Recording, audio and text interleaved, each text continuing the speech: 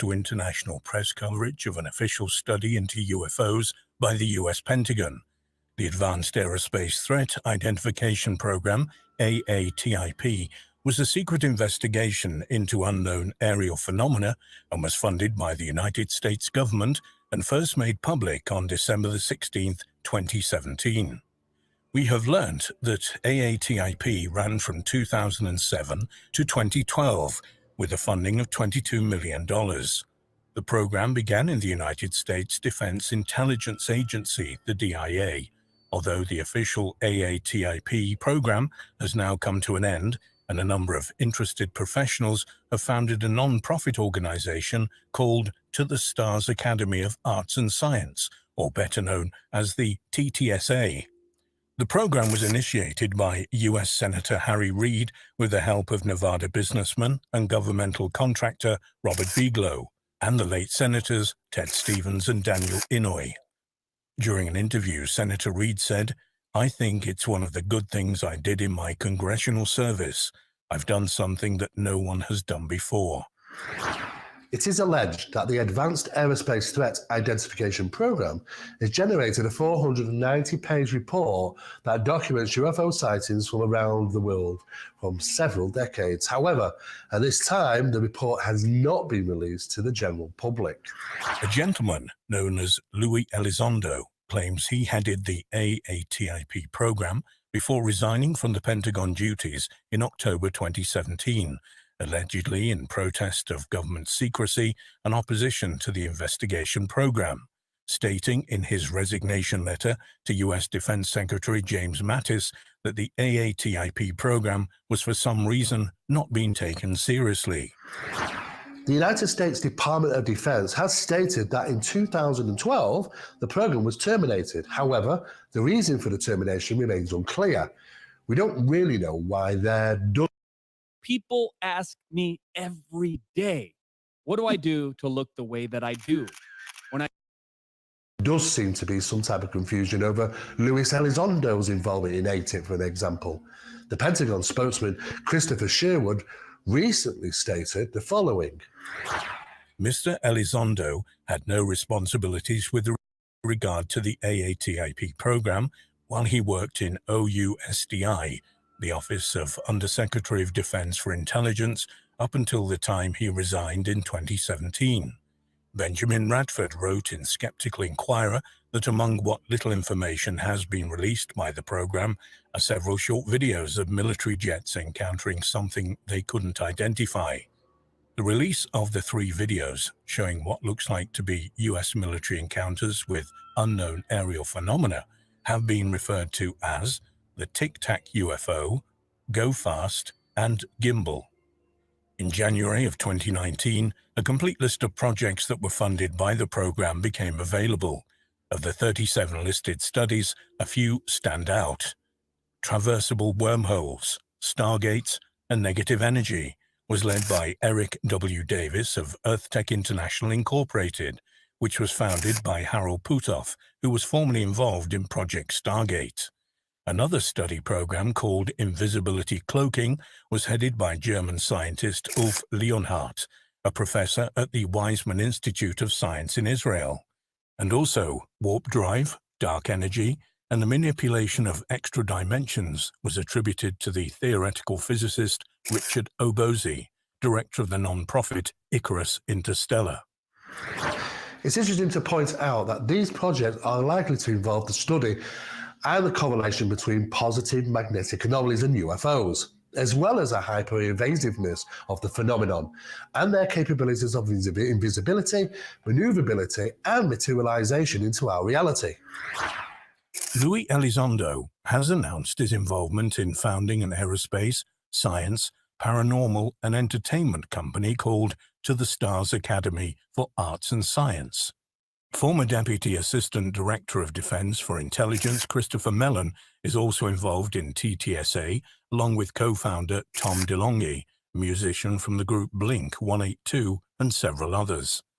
AATIP have released information in regards to their studies into the 5 observables: Project Doorway, a 5-year scientific study program, has also released information in regards to their 5 evidential conclusions. AATIP lists their 5 observables as anti-gravity lift, sudden and instantaneous acceleration, hypersonic velocities without signatures, low observability or cloaking, and transmedium travel. Project Doorway, ran by researchers Barry Fitzgerald and Steve Mira, have concluded their findings in Phase 1 of their studies. The 5 evidential conclusions are that the phenomenon predates historical documentation, that there are paranormal and metaphysical attributes to many UFOs, that they can demonstrate a conscious connection with the observers, can generate infrasonic frequencies, and are utilizing key locations as X-points, or better known as positive magnetic anomalies. Also associated with the TTSA is the ADAM Research Project, Acquisition and Data Analysis of Materials. This project is described as the following on the ADAM Project TTSA website. The project is an academic research program focused on exotic materials for technology innovation and will focus on the collection and scientific evaluation of material samples obtained through reliable reports of advanced aerospace vehicles of unknown origin. Bigelow Aerospace, part of the Pentagon's Advanced Aerospace Threat Identification Program, AATIP, reportedly modified buildings held in Las Vegas for the storage of metal alloys and other materials that former Department of Defense (DoD) intelligence officer Louis Elizondo and program contractors claimed were recovered from unidentified aerial phenomena. Elizondo is currently employed as TTSA's Director of Global Security and Special Programs. The project has, in part, been created to examine those anomalous materials if they exist. As soon as TTS Academy is notified that materials are available, a thorough effort will be made to document their origin and credibility, followed by the establishment of chain of custody procedures and ownership protocols, the statement said. From roof to foundation, the damage to your home caused by clogged gutters. In addition to reviewing the materials for their potential significance as evidence of exotic origin, the analysis will evaluate materials for such characteristics as exceptional strength, lightweight build, and any unusual advanced properties that potentially could contribute to the development of exciting new technologies in the future. Current results of suspected UFO metamaterial analysis shows that some consist of 29 to 80 layers made up of microns of dark bismuth, silver magnesium, zinc alloys, and numerous other identifiable materials. Some of the pieces are tapered in shape with curvature. All alloys used can be found here on Earth. However, some elements have been identified as obscure purities. These materials are atomically aligned, and scientists have theorized that the manufacture of such materials may have been carried out in a weightless environment and that the metal alloys were somehow created in a way that is similar to 3D printing and act as superconductors. The spectroscopy revealed the perfect processing of the metamaterial in precise layers. Radiating them in light in the terahertz frequency range can cause them to reduce their weight and resonate a harmonic frequency. Such metamaterials are purposely manufactured, altering the isotopic levels. Such isotopic levels within the metamaterials are not a match with terrestrial isotopic levels of these same alloys. Thus, the manufacture process of the metamaterials may be altering their isotopic signatures. It is also theorized that such metamaterials can produce anti-gravity, lift, and even invisibility. Over the last few months, there have been statements saying that 3D metal printing is advanced technology and that we cannot yet create this. These statements are inaccurate. In fact, not only are scientists at Duke University in the UK creating metamaterials, but they're also applying terahertz light frequencies to them and causing some unusual responses to take place, which could lead the way to new research. Also, the Lawrence Livermore National Laboratory have also been manufacturing 3D metal printing parts for quite a long time. It's interesting to point out results of experiments carried out on monatomic powder. When applying a terahertz light frequency to the powder, approximately 43% of it seemingly disappears. However, restriction was felt when pushing a pencil through it, thus the powder was there, yet not in the visible spectrum. Scientists theorize that some of the powder was somehow phasing to another reality temporarily, until the light source was removed and the powder returned. The suspected frequency of light applied is that of around 450 to 460 terahertz, the same frequency of light that is produced by our sun at sunset and sunrise, that deep amber color. Also, experiments carried out on suspected UFO metamaterials allegedly show that when applying a particular light frequency, the metamaterials reduce weight and levitate at the same time as producing a frequency of sound within the harmonic range.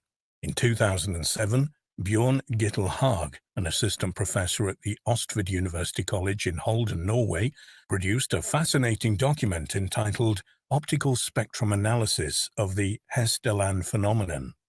The Hesterland phenomena seemingly produces a form of ionized gas around itself with dominant chemical elements, suggesting a burning process, and though they are regularly misidentified as natural forms of light phenomena, they have been seen to act in a way suggesting they are somehow conscious or act with intelligence. The location of Hesterland, Norway, lies within a positive magnetic anomaly, and it is suspected that other varied phenomena has been reported there. Professor Haag also identified that the unidentified aerial phenomenon seen throughout Hesterland Valley emit a light frequency in the terahertz frequency range and are often described as amber-colored.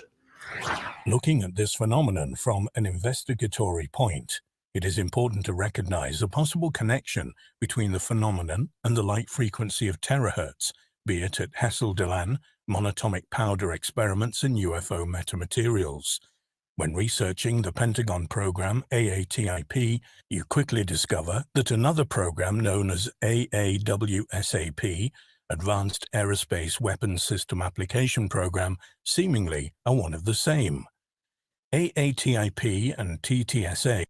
If you have more than 15 pounds to lose, then you'll want to see how this fat-dissolving tropical loophole can change your life. In a Day first became known through a series of media postings in regard to unusual flying craft in and around 150 miles from the San Diego, Mexican shoreline, the first of which has become known as the Tic Tac Ufo. Apart from forward-facing infrared film of this craft captured by the US Navy being released, there is also an alleged photograph of the Tic Tac Ufo released by TTSA during a public seminar. However, this photograph was recognized immediately by investigators at MAPIT, Manchester's Aerial Phenomena Investigation Team based in the UK. The photograph was from one of their investigations carried out in Eccles, Manchester, in 2005. Prior to case conclusion, a series of photographs was released onto the internet, featured on the Jeff Rent Sightings radio show website. This was the only location the photographs were featured on the internet. In December 2017, the media announced that TTSA conducted a seminar in regard to the Tic Tac UFO incident where a photograph was shown. The photograph was clearly nothing to do with the Tic Tac UFO, but of a party balloon in the shape of a number 1. The very same one that was taken over Eccles, Manchester from 2005. There has been no explanation from the TTSA how this photograph became attached to the Tic Tac UFO incident, nor an explanation to where it came from, how was it submitted, and most importantly, why was the photograph manipulated? It had been adjusted to make it look like the blue sky, to look like the sea, as if the photograph was taken from above, looking down on the object. Though there was no mention or text saying that the photograph was the Tic Tac UFO, it was shown in conjunction to the incident. This is a clever way of misleading the public. It's important to be aware of such psychological tactics, where purpose safeguards are created so not to accuse of purposely misleading the public. Tom DeLonge has also made a number of inaccurate statements, such as claiming a known hoaxed video of a TR-3B triangular craft over France to be authentic. Either Tom made a silly mistake, or again, this was a purpose mislead. Whatever the reason, having Tom speak on behalf of TTSA could seemingly be dangerous. In June and July of 2019, TTSA was involved with bringing a 6-part TV show to our television screens. Numerous well-known researchers have stated that there seemed to be an underlying tone throughout the show. This came in the form of suggestions that the mysterious crafts witnessed by pilots represented the profound phenomenon of true UFO activity. However, everything about these incidents points to the strange crafts being more likely our own advanced technology, being flown in a location that may be the new Area 51. The location being well out of sight from passing observers 150 miles out at sea in a location that does not have civilian aircraft flying over and not many ships passing through. It is, of course, a special zone for United States naval services to conduct special tests and experiments. This location is known as a training zone, and coincidentally, most, if not all, of these incidents occurred straight after new high-tech radar systems had been fitted to the US Navy ships. This seems a perfect opportunity to fly exotic aircraft in the vicinity and to test the new installations of high-tech equipment. During the 6-part TTSA series known as Unidentified Inside America's UFO Investigation, Luis Elizondo claimed that the location around Guadalupe Island was situated in a positive magnetic anomaly, and viewers were shown an image. This image represents inaccurate information yet again, showing positive magnetic anomalies around a small island off the coast of Mexico, where in fact there are none. It would seem that the idea of this true UFO phenomena was being pressed, when in fact the UFOs could very well be just experimental. And when will the next disaster hit? When you have no power? Have you been dreaming of energy independence for your family? Guess what? I have an answer for you. A simple system that costs less than $100 and keeps the lights on. Advanced technology that we currently have. If this be the case, then researchers should be asking the question, why?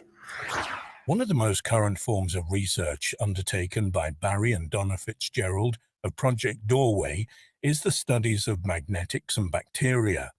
They have surmised that a positive magnetic charge can kill bacteria. There are a number of research facilities that are conducting experiments and discovering interesting results. Also, a number of hospitals throughout Europe are now using positive magnetically charged door frames on recovery wards, so to make the location bacterial safe zones. It has been suggested that the positive charge assists with killing bacteria and not allowing as much to pass the magnetic perimeter. It is true that our bodies do require magnetic energy. However, certain fields can help deplete bacteria in given locations. If such a phenomena utilizes locations of positive magnetics, then such locations may act as a bacterial safe zone. If this is the case, we have to assume that the process of utilizing these locations may be a safety protocol, just as a surgeon would clean themselves before entering and after leaving an environment where bacteria is present. In 2015, researchers from the Indian Institute of Science discovered a way to kill bacteria using pulsed magnetic fields. They conducted preliminary trials on infectious bacteria and found that more than half of the bacteria was eliminated when exposed to magnetic fields. Also, scientists at Singapore's Nanyang Technological University have created a magnetic-like coating that traps and destroys 99% of the bacteria and fungi that it encounters. The antibacterial coating has been shown to be effective against superbugs. This research could lead to new wound treatments and even be used to target bacterial infections inside the body without the use of conventional antibiotics. The MMS project, Magnetospheric Multiscale Mission, run by NASA, investigates how the Sun's and Earth's magnetic fields connect and disconnect, explosively transferring energy from one to the other in a process that is called magnetic reconnection. 4 identical instrumented spacecraft measure plasmas, fields, and particles in a near-equatorial orbit. that have frequently encountered reconnection in action. The MMS reveals for the first time the small-scale three-dimensional structure and dynamics of the elusively thin and fast-moving electron diffusion region, better known as portals. It does this in key reconnection regions near Earth, where the most energetic events originate. Rumours have circulated that the MMS mission is not revealing much data, and that one of the 4 satellites was supposedly flown into a stable electron diffusion region, only to appear 93 million kilometres away near our Sun. Now, of course, attempting to find details about this is next to impossible, but theoretically, numerous researchers believe that flying a satellite into an electron diffusion region would be likely part of the mission and would be there to gather data. It's something likely to be done. Discovered in numerous official documents, the United States Secretary of Navy is listed as the assignee on several radical aviation technologies patented by an aerospace engineer working at the Naval Air Warfare Center Aircraft Division, NORCAD, headquarters in Paxtuant River, Maryland. One of those patents describes a hybrid aerospace underwater craft claimed to be capable of extraordinary feats of speed and maneuverability in air, water, and outer space due to a revolutionary electromagnetic propulsion system method. If you recall, transmedium travel has been listed as one of the 5 observables by ATIP. The patent is highly complex and describes methods of reducing the mass of an aircraft using various techniques, including the generation of gravity waves, which were first detected in 2016 after being produced when 2 black holes collided. Although the US Navy applied for the patent in 2016 and was granted in 2018, it doesn't necessarily mean the craft has been built and tested. People ask me every day, what do I do to look the way that I do? When I tell them it's 99% diet, they usually give me some kind of weird look and they say, oh, great, it's another one of these guys. But then I say, my diet is almost 99% superfoods. That's what makes it easier for me. Then they usually ask, which superfoods exactly are you using and can I get those too? Look, I'm not greedy. I want. However, a number of ex-employees of the United States Navy have stated if they've submitted the patent, then that means they already have it.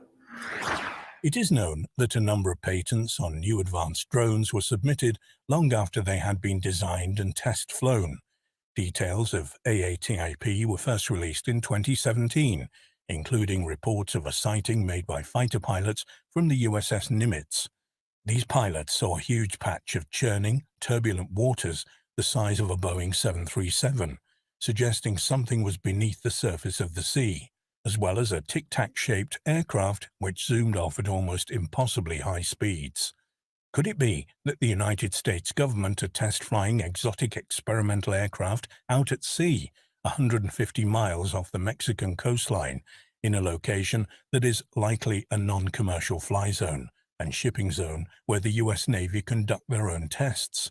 After all, pilots that witnessed these objects were surprised to find that the data recordings of these encounters were lost or removed, and that no high-ranking official did anything with the information, and that they were not even told not to talk about their experience. The likely reason being, as soon as you say, "Don't talk about it," it gives the incident some credence and secrecy. Were such encounters simply brushed under the rug?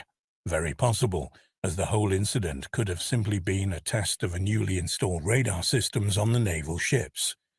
Researcher and author Nick Pope stated, "A hybrid craft capable of flying both in the air and underwater is uncannily similar to what was reported in the USS Nimitz incident from 2004. There was a similar incident of a UFO flying underwater in Puerto Rico in 2013. The possible connection between the USS Nimitz incident and this patent is intriguing, and it's interesting that the US Navy seems to be the link here. In the latest patent, author Salvador Cesar Paez mentions Harold Putoff, a key figure in the AATIP who commissioned the 37 papers exploring exotic technologies, which were then used by defense intelligence agencies during briefings filed with the US Congress. Whether these strange craft represent, it's feasible to consider that we do have some incredible technologies and that the general public and military aircraft pilots are not aware of. And why should they be, after all? Let us not underestimate human capability. It's highly possible that not only do our skies reveal secret exotic aircraft capable of transmedium travel, but also a very real and ancient phenomenon as well that continues to baffle scientists. A phenomenon that we refer to as the real UFOs.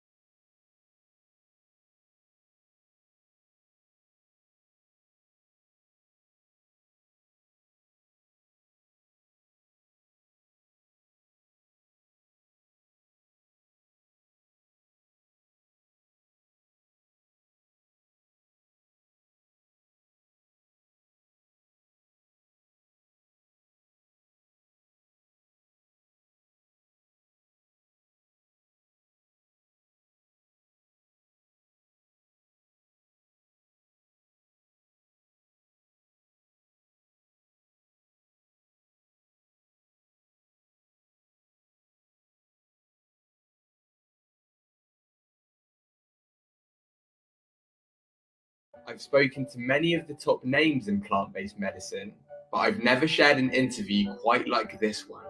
She got her life back.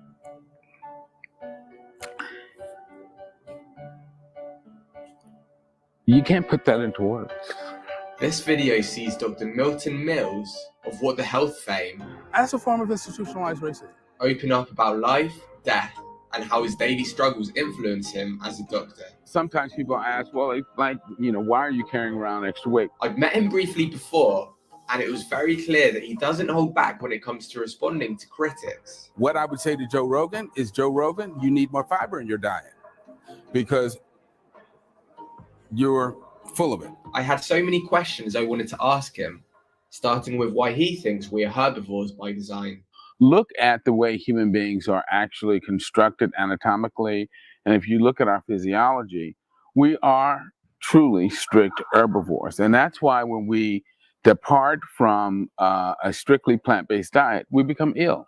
That's why diets that contain large amounts of animal food are associated with a number of chronic diseases like heart disease, cancer, diabetes, autoimmune diseases, high blood pressure, stroke. The more we eliminate animal foods from our diet, the healthier we are. And again, it has to do with the fact that we are really designed to eat a strictly plant-based diet. Yeah. And I guess for the people that want to know how specifically we're designed anatomically to eat plants, you just have to look at our physiology, like the jaw structure, the stomach acidity, the length of our intestine, stuff like that. What do you say, though, to the people that say that might be true, but the only reason we're here today is because we ate meat back in the day and we survived because of meat? What do you say to that? There are a number of people who have advanced these theories. And number one, none of the people putting forth those theories are physicians.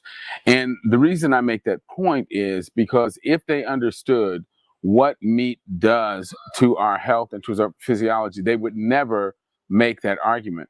First of all, there is no way that Stone Age humans could possibly hunt efficiently enough to gather enough animal food to make that their primary means of gaining nutrition, number one. Number two, people have come up with theories saying, oh, well, okay, yeah, it's clear that humans couldn't hunt well enough to collect enough meat to live off of, so human beings scavenge. Well, that's a ridiculous statement, because it's clear that we do not have the physiology of a scavenger.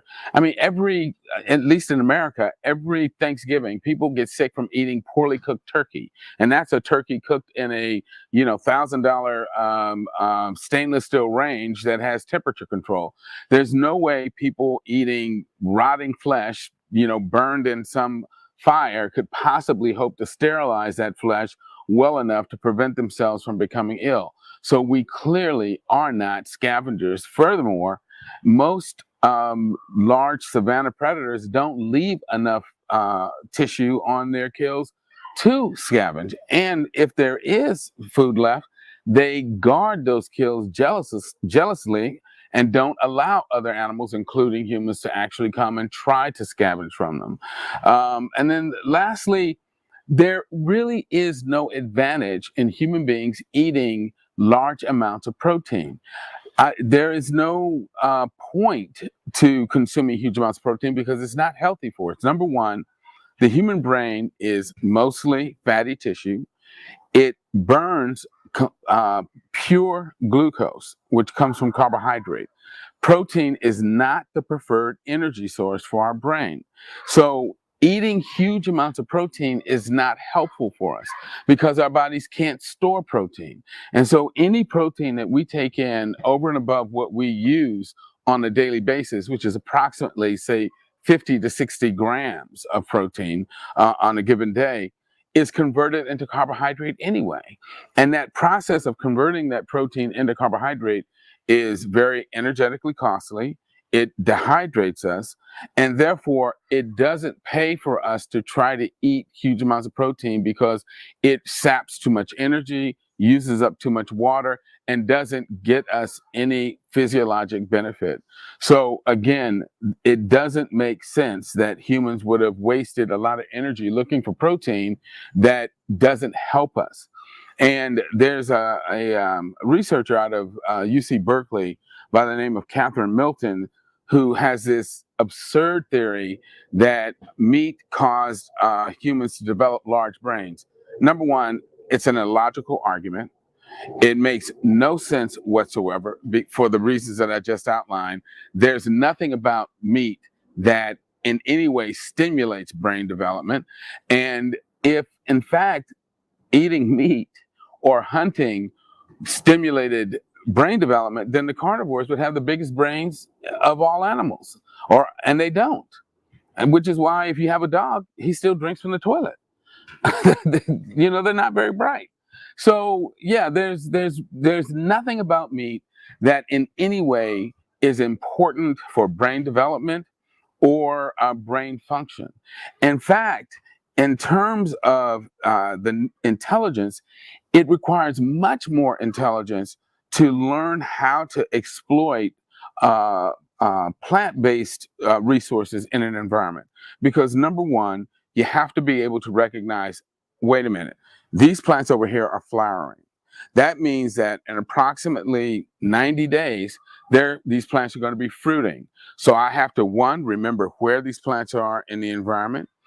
I have to be able to tell time so I can come back and then collect these fruits when they're available, and then take these fruits and cache them so that I will have a source of food that's going to last me for a period of time. And not only that, once you recognize that dynamic, that a flower ultimately leads to fruit, you can then apply that to not just, say, an apple tree or a peach tree. You can recognize the flower on a squash plant. Say, oh, goodness, I can come back and look for something to eat in a month or two from this plant. And that will then allow you to exploit a much wider range of food throughout your environment than just being held to just this tree or that tree or this food source or that food source.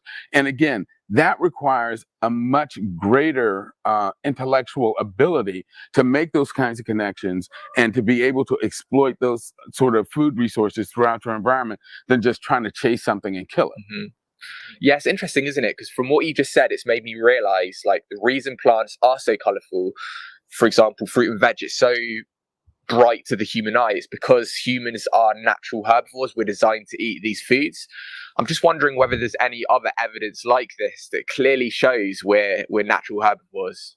If you think about plants, the edible plant parts are hand-sized objects that are smooth-edged, brightly colored, and they're small enough to be held in the hand. And of course, they smell and taste like plants. So what do we do to animal tissue to make it acceptable to us? We take it, we skin it, we cut it into these smooth-edged, hand-sized objects.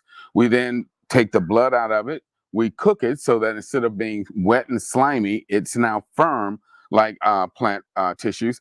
But most importantly, we cover it with all of these plant products to try and make it taste like plants, which is what our brain really wants. So we really don't want the animal tissue, because if we did, we eat it the way the carnivores do: wet, slimy, bloody, and rotting. No, we take it and try to make it look and taste and smell like plants in order to make it acceptable. Furthermore, the fact that we actually cover ourselves with the scents of plants to make ourselves more attractive tells us that plants have always been important throughout our existence as a species. And the reason we like to smell like plants is because that is a subtle signal to our brain that we have been ingesting the compounds that actually make us healthier, make us live longer, and make us more resistant to disease. Yeah, I guess it makes a lot of sense, and I'm sure, like, most people would agree. Some people, though, the naysayers and the critics would say, what about B12, though? How do you respond to that? Yeah, it's like, okay, we're going to ignore all the heart disease, all the cancer, all the diabetes, and all of that. We're just going to talk about B12. Well, okay, let's talk about B12. All B12 is made by bacteria. That no animal makes B12, no plant makes B12. And when human beings were living in more natural settings, we got B12 all the time from the dirt, from water sources, from, many things in our environment. But where do we live now? We live in these concrete and steel jungles that we've invented for ourselves. So we've eliminated the natural sources of B12.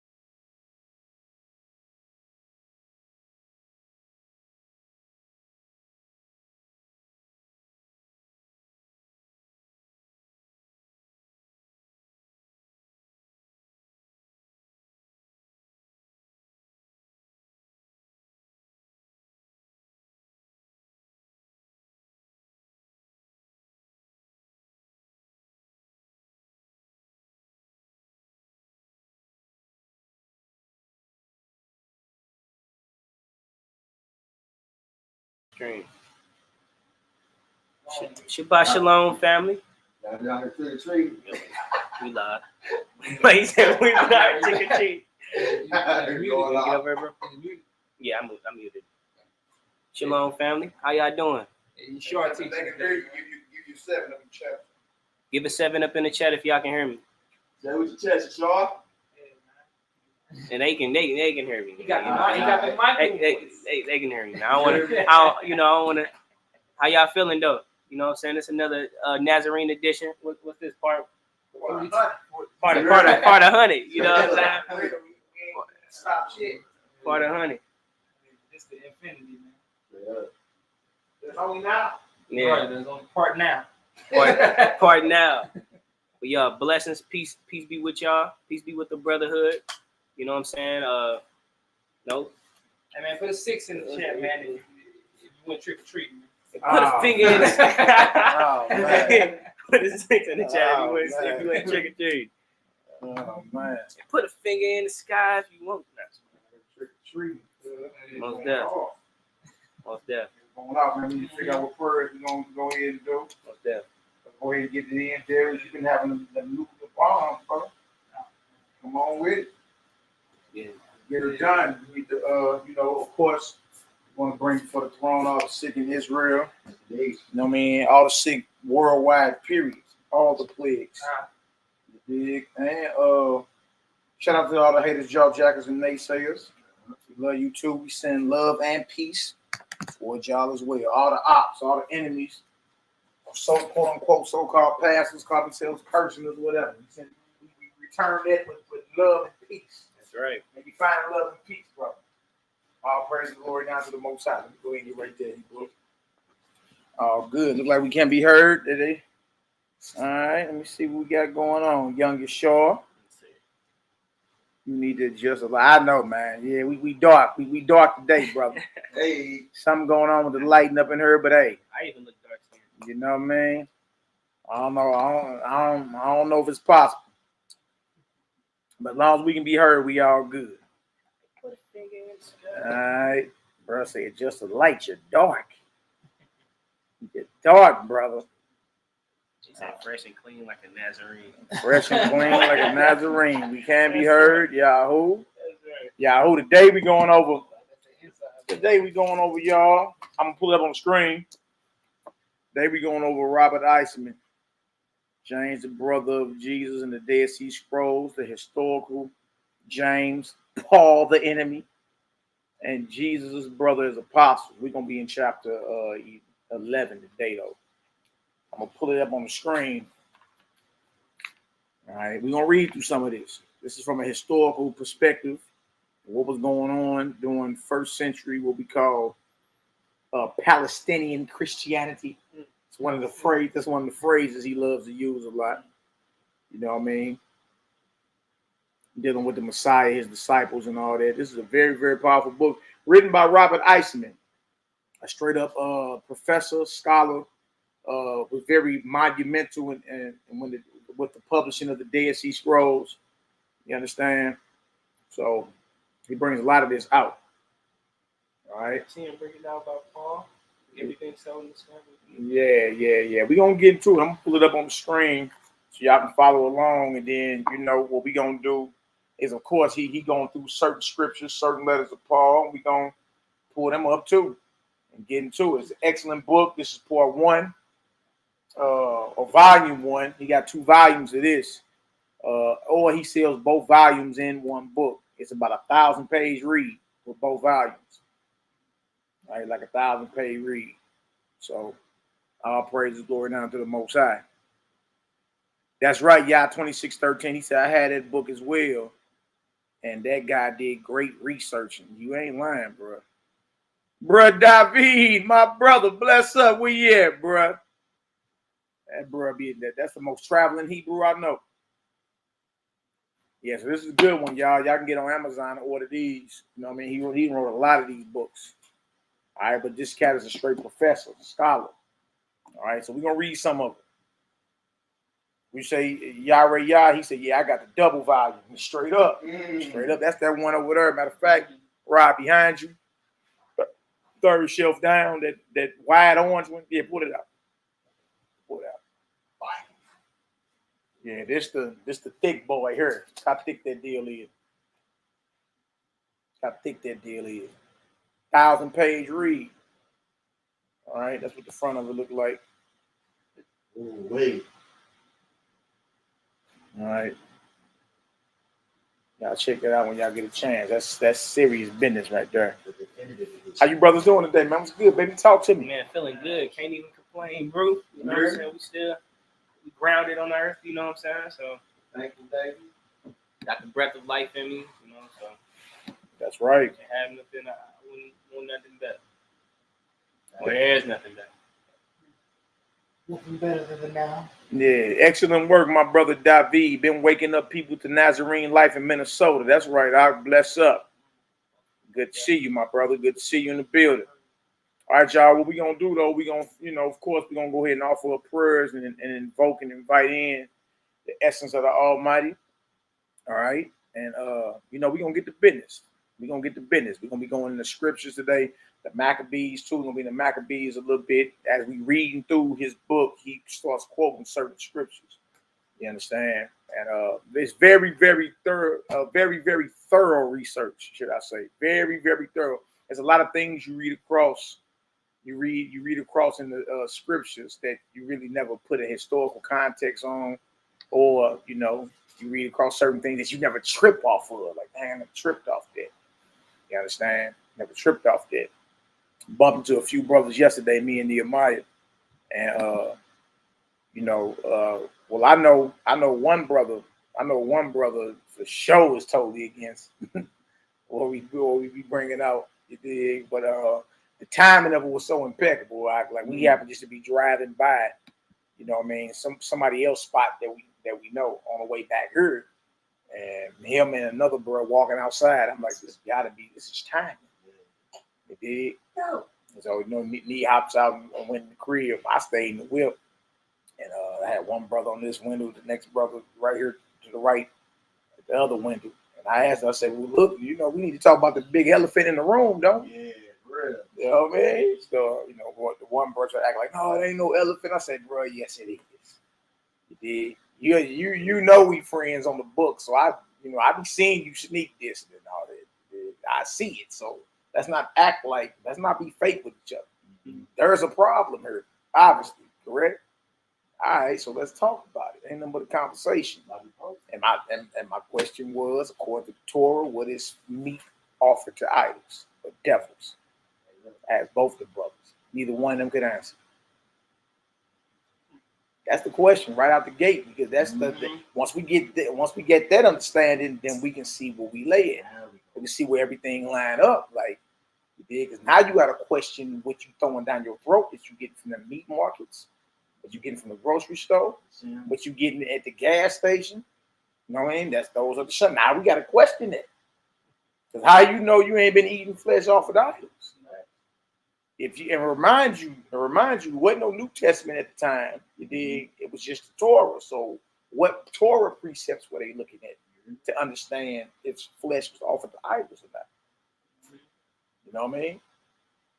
How going through that Wendy's or that McDonald's line, that ain't flesh offered to idols? How you know that? You see what I'm saying? So the deflection comes in where probably all this stuff, but the process. I said, did you say process? All right. Well, there's processing laws according to the flesh and the Torah. You know what I mean? And I ain't read nothing about, if a grape make it to 2 days old off the vine, it's abomination, right? You understand? I ain't read nothing about, the fruits and the veggies being off that vine or off that tree after 2 days, it being abomination. So, I had the one brother to the left. I was like, so what's up? Y'all want to do, since y'all don't know, do you want to know? Right. It was a little hesitation there at first, but the brother to the left was like, man, look, go ahead and shoot. Without the script on his phone. Y'all already know Leviticus 17 right out the gate. All right. 1 through 7, Leviticus 7, 11 through 18. You dig? What is killed is offered, considered a sacrifice. You understand? And it's called a peace offering. That has to be brought to the door of the tabernacle, right? The blood got to be put on the altar. The fat from all the organs got to be put on the altar and burned by the priest.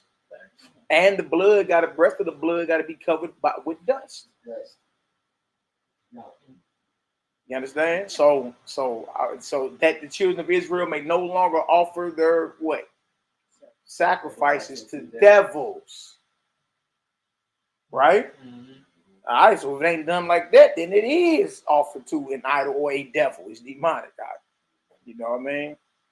So the reflection comes again. Well, Christ is our sacrifice. I say, but see, dog, look, I'm with you, but understand this right here. That when the order went out in Jerusalem, tell them to stay away from flesh offered to idols, was that before the resurrection and the crucifixion or after? It's after, which means that still applies, brother. Yeah. And they were closer to the Messiah than we are. You know what I see? In other words, he was trying to say because of his death, he took care of all that, so we can eat the flesh anyway because he represents the sacrifice. Like Christmas. Exactly. That order, that directive by James the Just, I told him who happened to be his little brother. You understand? He had the fiery tongues put on him and everything. He had the spirit breathed on him.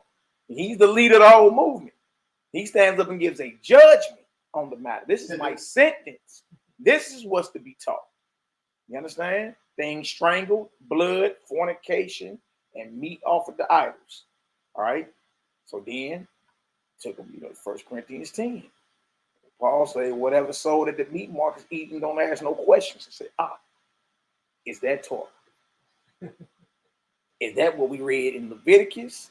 And is that what James and them said in Jerusalem? I'm just saying. Regardless, is he saying the same thing? You look, we can go in all day about what you think his reasoning is. We can go in all day about what you think he really meant. I ain't dealing with your conjecture. Does that say the same thing as that? You did, man, brother. I'm gonna have to read. I know. See, that's the thing. You know what I mean? Look, the stipulations in place. Since you're going by flesh laws, I don't go by flesh laws. Since you're going by them, Leviticus 11, I can eat this. Deuteronomy 14, I can eat this. Well, Leviticus 7 and Leviticus 17 apply to you as well. You know what I mean? You all got them all in the wind. That apply to you as well then. All right? Well, according to that, if it make it past 2 days, bruh, it's abomination. You didn't shed innocent blood. Blood shall be imputed unto you, and you shall be cut off. Bro, what we talking is salvation. That's salvation. This ain't like, oh, I know you choose not to eat meat no more, and this ain't got nothing to do with none of it. You understand? I'm talking about salvation of your soul. You understand? What you're gonna find out is it's impossible for you to even keep that ritual. So that means you ain't supposed to be eating. It's just that simple. You feel me? And you ain't got no excuse saying the Messiah died. Where by Acts 15, he was dead 20-something years. Passaway law. Yeah. That's what I'm saying. So, you gotta be real with yourself. And that's my question for anybody. What is meat offered to idols according to the Torah? You dig? There ain't nothing more in the New Testament where it say you ain't supposed to be eating flesh. Actually, it is. That it went down to the Jerusalem Council, correct? It did. It's just your understanding of what the meat or the food offered to idols or the pollution of idols, your understanding of that is off. And now at the time there is no New Testament. So what does he mean by that thing? And where can I find that written in your Torah since you're going by the flesh laws? Leviticus 11 is a flesh law, ain't it? Deuteronomy 14 is flesh laws, ain't it? Or so is Leviticus 17 and Leviticus chapter 7. Those are flesh laws. You see what I'm saying? Bro, that's all my question for anybody. We ain't even got to go no further. Based off what you believe or not, what is meat offered to idols according to the Torah? Hey, y'all, silence. Well, what you gonna find out? Don't nobody know. So how you know you ain't eating meat offered to an idol? How you know? If you says you don't know, so how you know they ain't offered to an idol? Look, where did Paul teach about staying away from things strangled? I mean, if you want to go with the narrative that things strangled is just simply an animal that died on the side of the road, it's died of itself. Well, how you know that ain't being sold at the meat markets? How? And from blood, how you know that wasn't that was poured out and it was covered by dust or the dirt? Can you truly cook the blood out of this thing? That's what I'm saying. There's a lot that come with it. So now you see why the Nazarenes stayed away from the flesh. You see what I'm saying? And and it was commanded, because you better believe that the dead flesh in the shambles amongst the Gentiles is not being processed according to the Torah. Bro, that's easy work. You did? And if you're going to the grocery store, that's a Gentile shamble.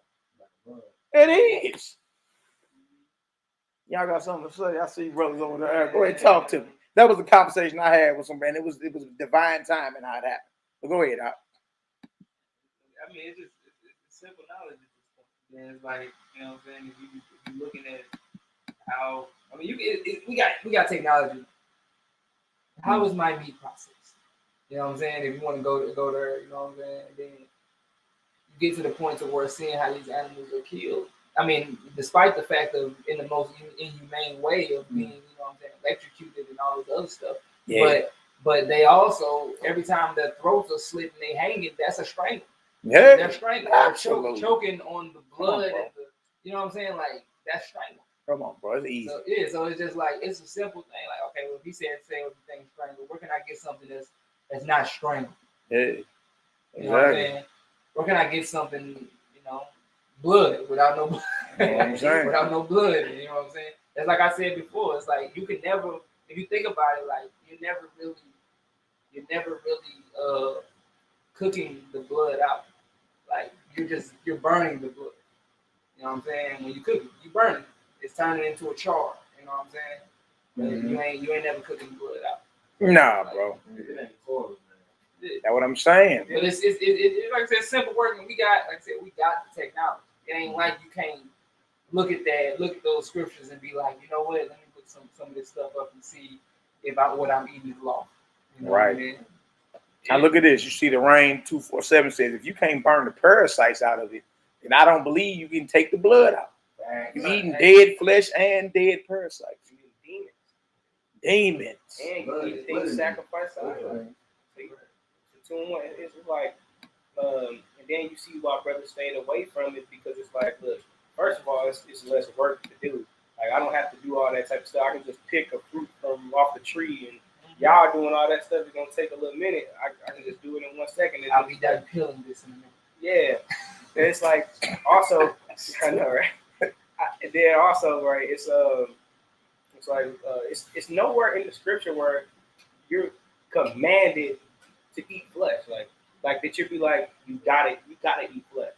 You gotta eat the flesh of an animal. It's like, so like if you stay away from it, it's like it's just less condemnation or whatever, because you gotta hold up to this thing or whatever. Like people be talking about Paul, like he didn't want to be talking about the letter of the law. You know what I'm saying? If you under the law, then you're gonna be a debtor to the whole law. You know what I'm saying? Following under the letter of the law or whatever. So you're not even doing that.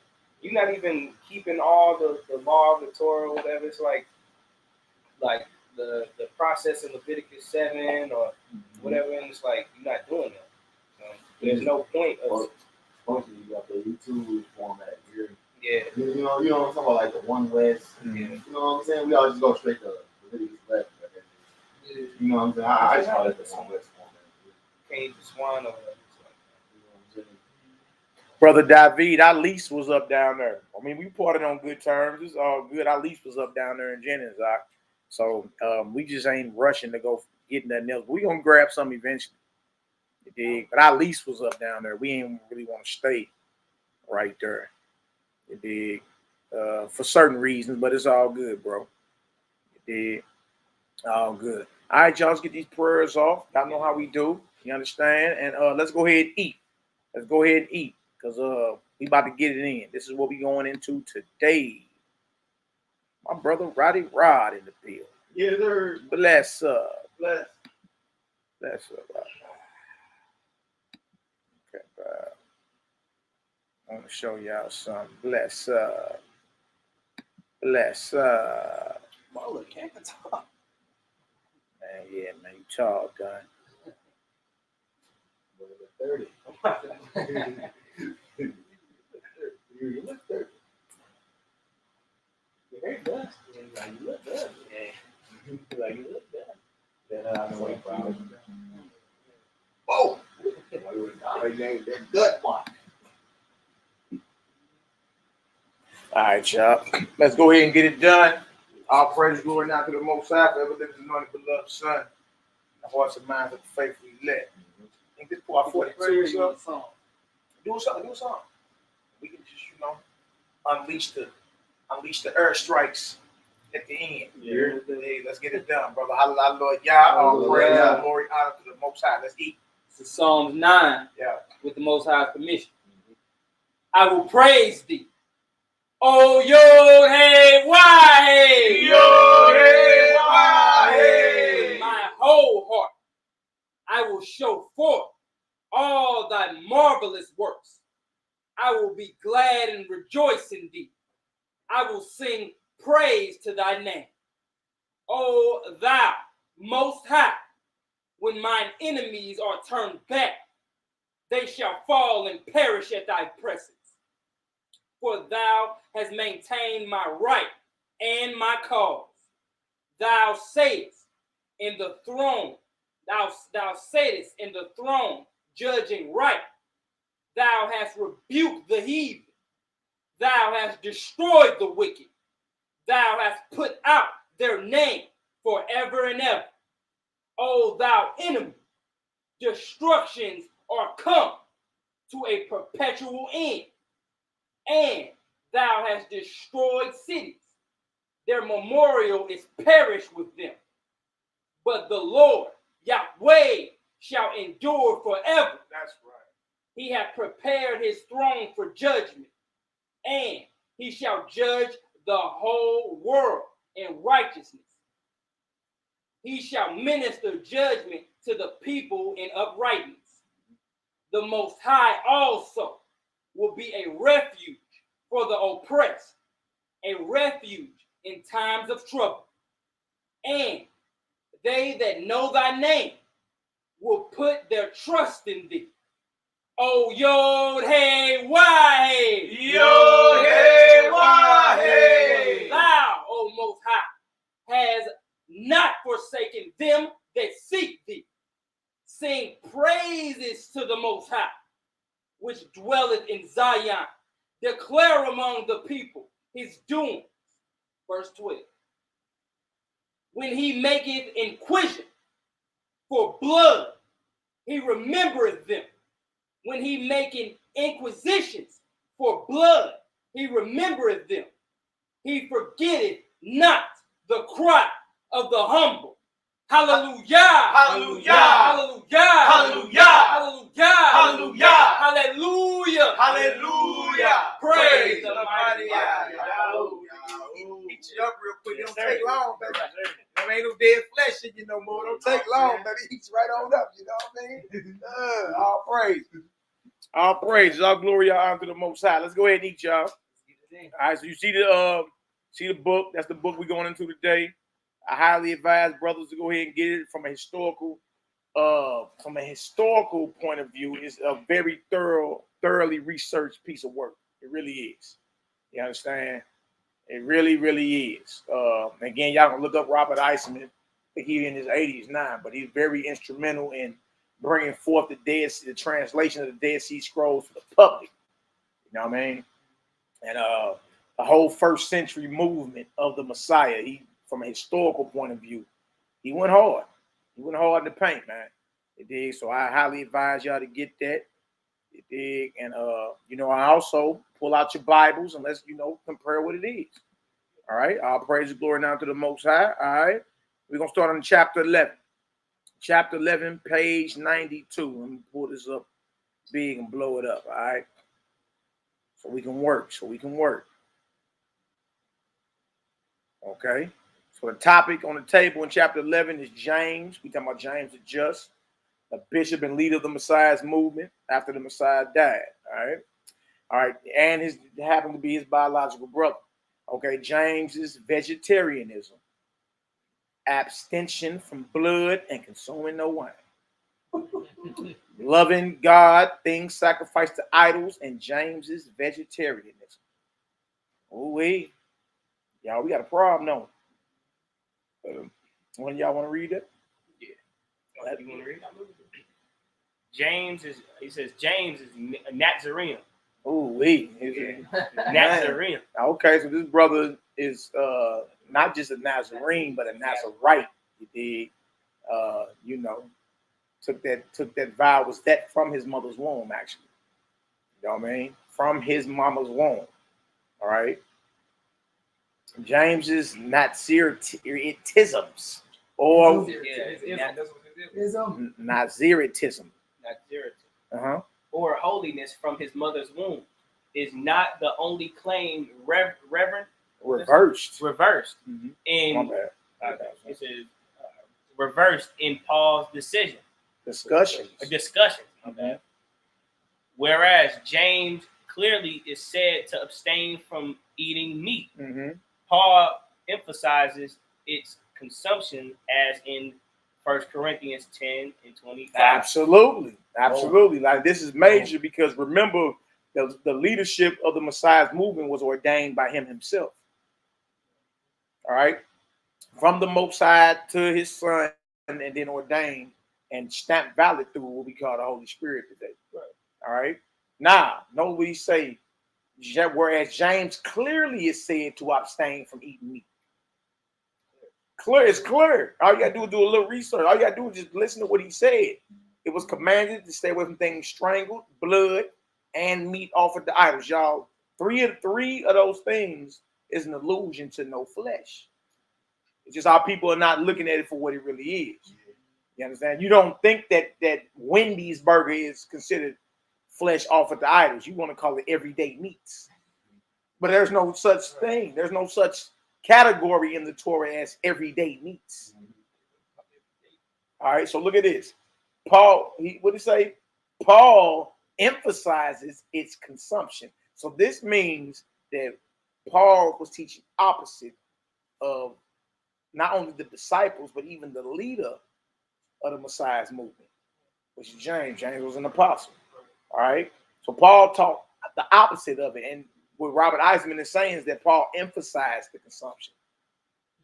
The reason he would have to go so hard emphasize that is because he didn't agree with what he was commanded to teach. Right. He didn't agree with that. Right. You know what I mean? All right, what we got? 1 Corinthians 10 and 25. What did it say? It says, eat everything that is sold in the marketplace. Uh-huh. There is no need to raise questions of conscience. This is what Paul says in 1 Corinthians 10 and 25. In the KJV, it says, whatsoever is sold in the shambles. That's the meat markets or the marketplace. That eat, asking no questions for conscience sake. So, or there is no need to raise questions of conscience. Because he didn't follow what was given or the directive that James had just gave. He did not. I asked the brothers last night, did Paul teach that? You understand? All right, go ahead. Paul expresses this position in chapters 6 through 10 of 1 Corinthians. Oh, really? All right, go ahead. Where he is discussing one of the categories of James's directives to overseas communities. Mm-hmm.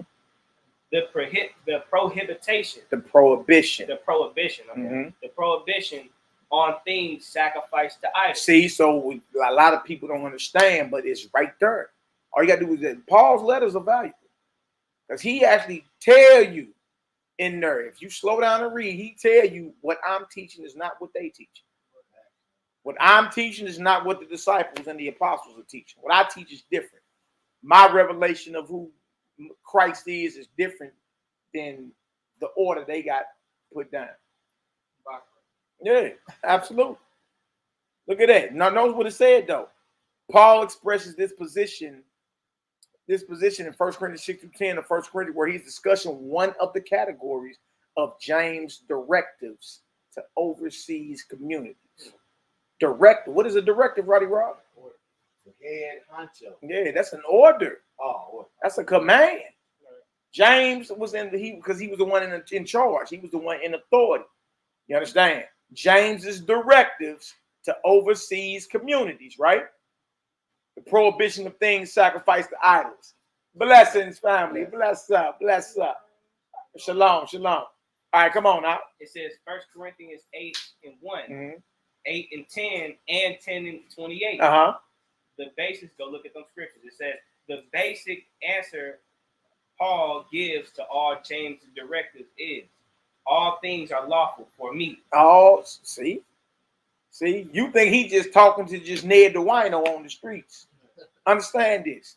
The fact that he has to respond in the way that he responds shows that whoever he talking to, you understand, must have some authority.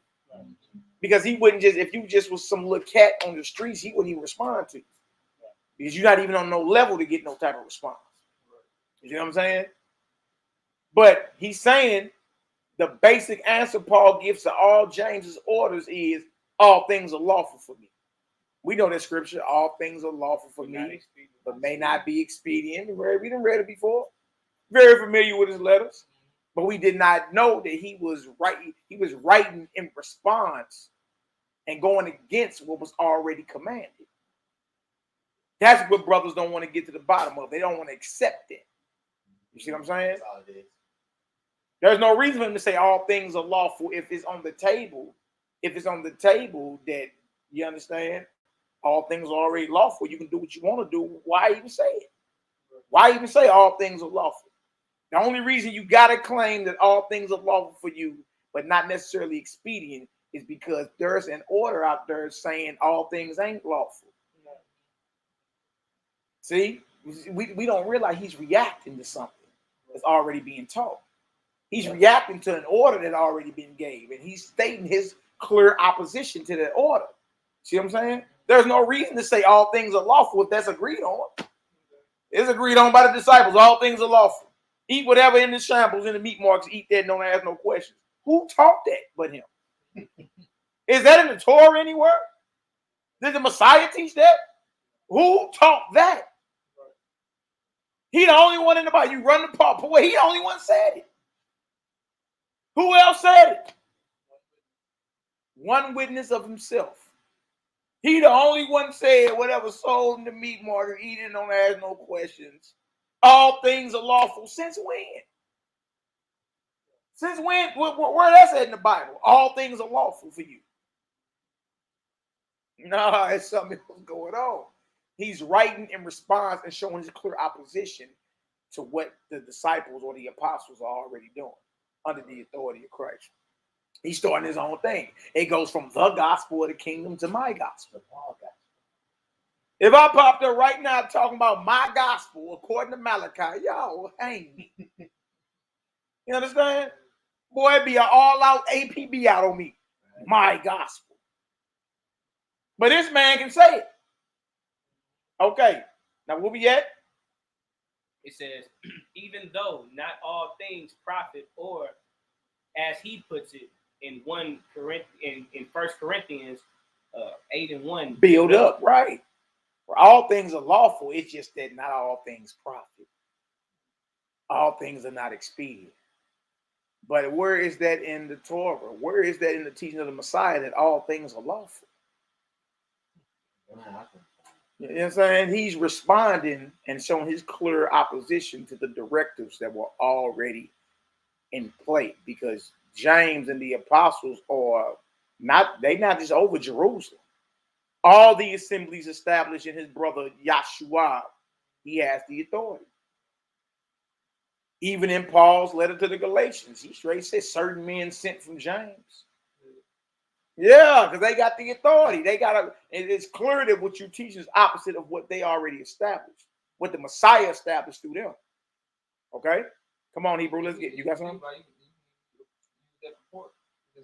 What he says after, they say all things are lawful, but not all things profit.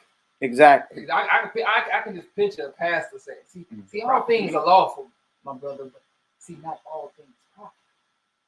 So even though it don't profit me, it's lawful to me. You know what I'm saying? I can even picture them saying, like, it's not lawful. But that's why they can use Paul's letters to justify eating pork, shrimp, crab, and lobsters, because they see what it's saying. Mm-hmm. We can argue all day. Look, we can argue all day over what we think he meant, or what he really saying is this, right? But the fact that we got to go over and beyond and try to bring out 100 million precepts to show you that Paul ain't talking about all things being lawful, such as eating pork. The only reason you got to do all that is because it's because it says what it says. You know that it do say all things are lawful. It do say whatsoever. But here we go. We got to say, well, no, that's all things that are lawful according to the faith. But see, now that's conjecture. Now we add. They don't say all things are lawful according to the faith. He said all things are lawful. See, we're not dealing with conjecture. We're not dealing with what you think he meant 2,000 years ago, right? All we got to do is deal with is what's written down, right? And say, is that what written down the same as what went out in Jerusalem in Acts 15? There ain't a soul living to tell you, yeah. It's the opposite. The fact you got to go over and beyond it, try to make it cohesive, means what? It's conflict. That's just what it is. See how much easier it's like a burden off your shoulder when you can. Yeah, okay, dang. That's what it is. It's just conflict. Dang. You told it right. You walked in today with the same testimony that Paul had 2,000 years ago. They'll drive you up out of here. They literally hang from the archdemon. You hear me? All things are lawful. What? I had a dude I had on Facebook. I was going back and forth with, talking about this Paul situation, weak situation. And this dude said, well, Paul didn't mean whatsoever. But what the hell does that word mean? Why it says whatsoever? Whatsoever. Like, bro, so you telling me you have a revelation that Paul didn't have? What's wrong? Whatsoever means whatsoever. Right. It's so, then I had to put a picture right behind it of pig and alligator meat. Whatsoever show? I mean, bro, that's what he said. Like, that's what he said. We can talk all day about what you think he meant 2,000 years ago, but that ain't what we talking about. Bro, we put what's on the right, and we showed the definition. Whatsoever means all. Oh, man. Anything. Right. Everything. Everything. Everything. Don't say lawful, not unlawful. The word law ain't even in it. Then he say all things. Anything, bro. I'm telling you, look it up. Matter of fact, I do it real quick. Easy work. Hey, you know when we put up all the different versions of that 1 Corinthians 10 at night, boy, that's just serious. This is serious. Whatsoever. I'm gonna pull it up for you, bro. I'm gonna go ahead. It's on your spirit. We gotta go ahead and get that done. Hold on. I see where everybody's up for. The Pharisees, shoot, all of that. They're like, yeah, we was rocking with him, but he started preaching Christ, and he's saying that everything lawful. Oh, no. But see, listen, do not ever forget the original mission Paul was on, to destroy the belief and the teachings of the Mashiach.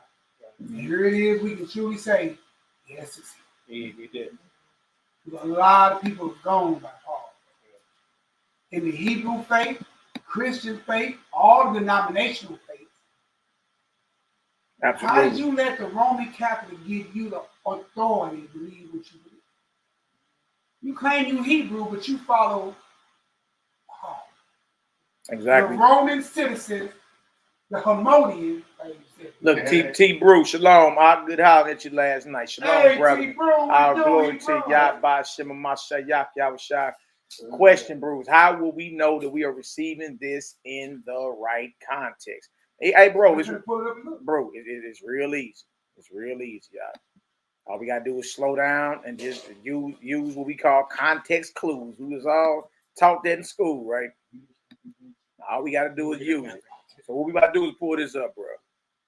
We're gonna pull it up, then we're gonna get back to Robert Eisman's book. And bro, you always remember, it ain't nothing but a conversation to be had, bro. We can always rap. You set up a time, place, whatever. Yeah, your brothers will pull up, or you can come through. Matter of fact, you local, pull up. Yeah, we with Nehemiah. We over Nehemiah career. Pull up, and let's chop it on up, my brother. Yeah, I talked to Bruce, man. The teacher ain't got no bad head about it. He just, of course, like he said, he get more understanding. Yeah. Hallelujah. Yeah, pull on up, brother. It'll be good to go ahead and chop it on up with you. You know what I mean? All right, so this right here is 1 Corinthians 10 and 25. Let me go ahead and share that real quick. And then, so let's do it right here. Sure. Wow. It ain't nothing but a conversation to be had, my brother. Yeah, we supposed to love each other enough to always do that. All right. But this right here is 1 Corinthians 10 and 25. I mean, it should be showing. I know that we got a delay on the TV. Okay, there it is right there. Bio. All right. Well, let's get into this. All right. 1 Corinthians 10, 25, Paul's letter to the Corinthians. All right. It says, whatsoever is sold in the shambles, that eat, asking no question for conscience sake. All right. That's what it says, That's right? my brother T. Brew. There's no way to take that out of context. That sentence is formed the way it's formed. And there's really no way to take that out of context. But look, and this is the reason. Whatsoever is sold. First part of the sentence. Whatsoever sold in the shambles. We're going to look up shambles. We'll hit whatsoever. We ain't got to look up eat. We know we eat and ask no question. Right. Right? For conscience sake. But just for clarity, whatsoever. Yeah, we're about to hit that. And shambles. And then look what he said 26. And then his reason for saying this, T. Brew, is this. For the earth is the Lord's and the fullness thereof. So whatever is God's earth, you can partake of and eat. Yeah, his reason is because the earth belongs to the Most High. But the earth has always belonged to the Most High.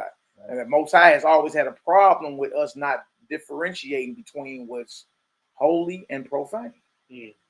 That's all. That's always been a problem. So the earth has always belonged to him.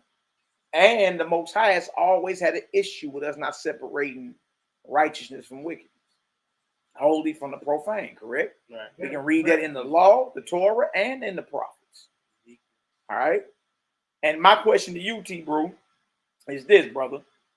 Where can I find whatsoever is sold in the shambles that eat, asking no questions for conscience sake? Where can I find that teaching at in the Torah or in the prophets? If you can't, and if you can't find it, then is what Paul's saying lawful, or is he teaching what he wants to teach? All right. So whatsoever, we're gonna pull it up. Whatsoever. All right. Strong's G 3956. Pus. Pus. Good night. Which one you want me? Which one you want me to go to, nigga? We got KJV Strongs, and then we got the outline of biblical uses. Let me know where you want me to be at. You know, outline biblical uses start. Outline biblical uses. Right there. Each, every, any, all, the whole thing. The whole. Go ahead. Everyone, watch this. All things. See, there ain't no differentiation between what's clean and unclean at this point. Right. All things. All things. Everything. Collectively. Some of all types. All types of meat. Whatever is sold in this, whatsoever is sold. Whatsoever means each thing sold, everything sold, anything sold, all that is sold, the whole that is sold, every one of it. People ain't off the book either. All things sold, everything sold, collectively sold. Some of all types of food is sold in the shambles. And it ain't just a lawful meat that's in there being sold. All is all. There you go. You don't go no meat market and it's all lawful meat. Right. And then it's a Gentile market at that. Like, you know what I'm saying? Bro. That's a strong definition. Where read it? There is no definition. Look at that, boy. Where read it, nephew? Including all the forms of declension. Including all the forms. Apparently, a primary word, all, any, every, the whole, all, manner of meaning, always, any, or anyone, any or any one. Boy, he's gonna put camel places. Boy, hey, boy, you have a foot on the menu. Just saying. Daily, everyone, or every way. As many as. Nothing. Thoroughly, whatsoever, whole, whosoever. Dang, whosoever. And like y'all not look, because the Ak asked about context, right? But remember, this is Paul's letters that he's writing in Greek, right? And he chose to use the Greek word pas, which means all the things we just read. Strong's G 3956. He chose to use Pas. Pas. Speaking to people who understand the language. Yeah. So he knew, unless we gonna say he didn't know what he was saying. You understand? Now watch this. Shambles. Let's look at shambles. Oh, I got a whole bunch of cannibals running around. But anything that shows the shambles. Strong's G 3111. Makilan. Makilan. Nations that hate people. We can't act like that. It's not out. Shambles. Israel ate people. Let's keep it high. Part of the curses, part of the things that when we got siege, right, in 70 AD, bro, we were eating our children. Let's not act like this. I'm not going to lie to you. I'm not going to hide our wickedness. Bro, we ate people. Israel. I ain't really talking about nobody. Israel ate people. Yes, we ate our children. It's serious. I would say the so-called Jewish, the imitators, they I remember Rabbi Finkelstein. Yeah, he was saying we eat the blood of our enemies. Yeah. And how it's human ground up meat in your McDonald's burgers. He said, look, the Zionists got control over all the slaughterhouses. Good night. Now look at this. Shambles. A place where meat and other articles of food are sold. A what? Meat market. Strong's definition. A butcher stall, meat market, or provision shop. Shambles. A butcher stall? Okay, now let's do, because it may not be that obvious to certain individuals, and we understand that, right? Now, let's go into different translations. Textus receptus. Yeah. Yeah, what? Look at this. Textus receptus. Man, you start looking all this stuff up. Blow your mind what all of it means. Translation. Whatever store in the butcher shop or the store or provisions. Now look at this. We just read the KJV, whatsoever sold in the shambles that eat, asking no question for conscience sake, right? The NKJV says, eat whatever is sold in the meat market. Oh my God. Eat whatever is sold in the meat market, asking no questions for conscience sake. The NLT version. Y'all, these are scholars that put these different versions out, who are highly trained in the Hebrew and the Greek to make it more, of modern English for those who don't know the these, the thous, the thines, and the thys. Right? It ain't like little short leg Willie down the street put this together. You did. These are different versions of the Bible after the 1611 Bible. You understand? As the English language evolves, you understand, they come out with something that can be cohesive with modern English. All right. NLT. So you may eat any meat. So you may eat any meat that is sold in the marketplace without raising questions of conscience. Any. NIV. Eat anything sold in the meat market without raising questions of conscience. ESV. Eat whatever is sold in the meat market without raising any question on the ground of conscience. CSB. Eat everything that is sold in the meat market without raising questions for the sake of conscience. NASB 20. Eat anything that is sold in the meat market without asking questions for the sake of conscience. NASB 95. Eat anything that is sold in the meat market without asking questions for conscience. NET. Eat anything that is sold in the marketplace without questions of conscience. It goes on and on, y'all. YLT. Whatever in the meat market is sold, eat ye, not inquiring because of the conscience. So an Israelite, conscious, New Testament belief, does not have a revelation of Paul. You know what I'm saying? And understand that, you know, a lot of us have can use that like most Christians would use to justify their point. Is God the author of confusion? Absolutely not. How would that ever make it? It's something written by the hand of God. I mean, all you got to do is quote the law that he quoted. What a law is. What a law is. Is that what we read in Acts 15 about what? Things strangled, right. Blood, and meat offered to idols. Right? Is that? Because that says eat anything. Well, I'm pretty sure you got things that are strangled in there. If you're saying strangled simply means that something that died of itself. Yeah, you got roadkill being sold in these meat markets. Absolutely. Yeah, you got animals that died from diseases that's being sold in these meat markets. Absolutely. You can find plenty of the videos. Plenty of them.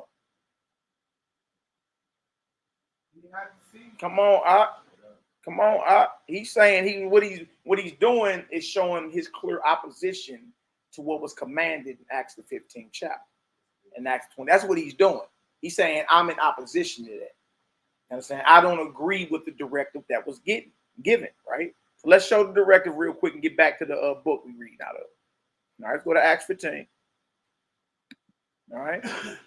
Well, you going back there and have people that got some understanding. If y'all got some understanding, give us a Yahoo up in the chat. Y'all know we ain't trying to lose nobody.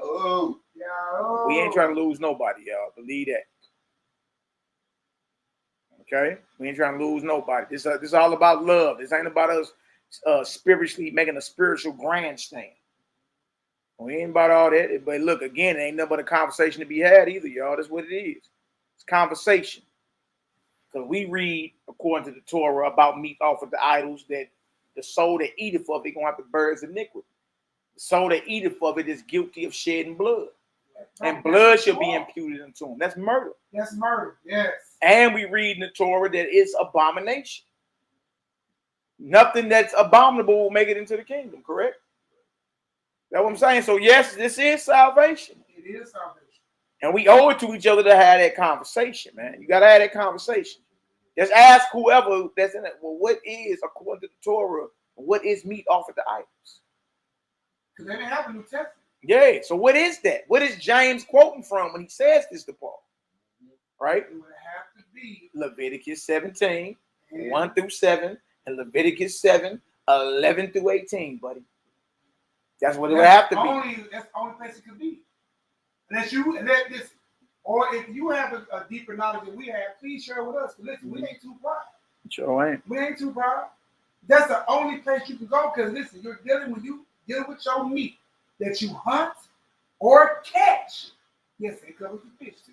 Hunt or catch. Absolutely. Right? You're dealing with a peace offering and a sacrifice. Absolutely. Everything you hunt or catch, yes, that you want for food, you're going by earn. Under that umbrella, then you got to follow it all the way through. Those are the flesh laws. Leviticus 11, Deuteronomy 14 are flesh laws. Well, so is Leviticus chapter 17 and Leviticus chapter 7. Right. And how you leave them out? Those are flesh laws. And the prerequisite of the requirements that are in place in the stipulations cannot be fulfilled today. So that means you ain't supposed to be eating it then because it's offered to an idol or a devil if it's not done that way. It's just that simple. And it's not by accident that Christ had prophesied that temple will come down and not one stone stand. Exactly. That temple had been replaced in over 2,000 years. Exactly. We ain't never been in no captivity. That's what I'm telling you. We ain't never been in no captivity or dispersed this long from home to where we didn't go back at some point and redo that temple. Right. I'm saying, bro, think about it. When Christ called it, he called it. And then for who to come, we got to be rebuilt and what is brought back. So-called Antichrist and those same sacrificial laws are being brought back. Because when we read Amos 25 through 27, it tells you because it was to who the whole time. It was the Molech, and it was to the adversary the whole time. It Why wasn't you to the think he Most can High. enter the temple? Right. Why can't the adversary walk up in the temple? Why did Christ cast out a devil in the temple? Devils is in the temple. Because there was a temple to their god Molech the whole time. Look at this right here. Absolutely. Absolutely. Because he said it wasn't to him you were sacrificing to. All right. James is judgment. Okay. Anytime a man gives a judgment, he has authority. All right. This is the overseas we read in the book. James is overseas directives. This is where you find it. These are his directives. These are his orders to the overseas communities. All right. All right. So James is judgment. After they had held their peace, James answered, saying, "Men and brethren, hearken unto me." And he goes into Simon, going to Simon Peter. Right. Simon have declared how the Most High Yah at the first did visit the Gentiles, take out of them a people for his name. So contrary to popular belief, Paul is not the apostle to the Gentiles. All of them were sent out to the nations at the resurrection of Mashiach. Peter, you see Peter out there on the road getting it done in Acts the 10th chapter dealing with Cornelius. Okay, so James is acknowledging that what Peter had was righteous, was authentic, right? Now, jump down. Now, watch this. Verse 19. Wherefore, this is James still talking. It says, wherefore, my sentence is that we trouble not them which from among the Gentiles are turned to the Most High. All right?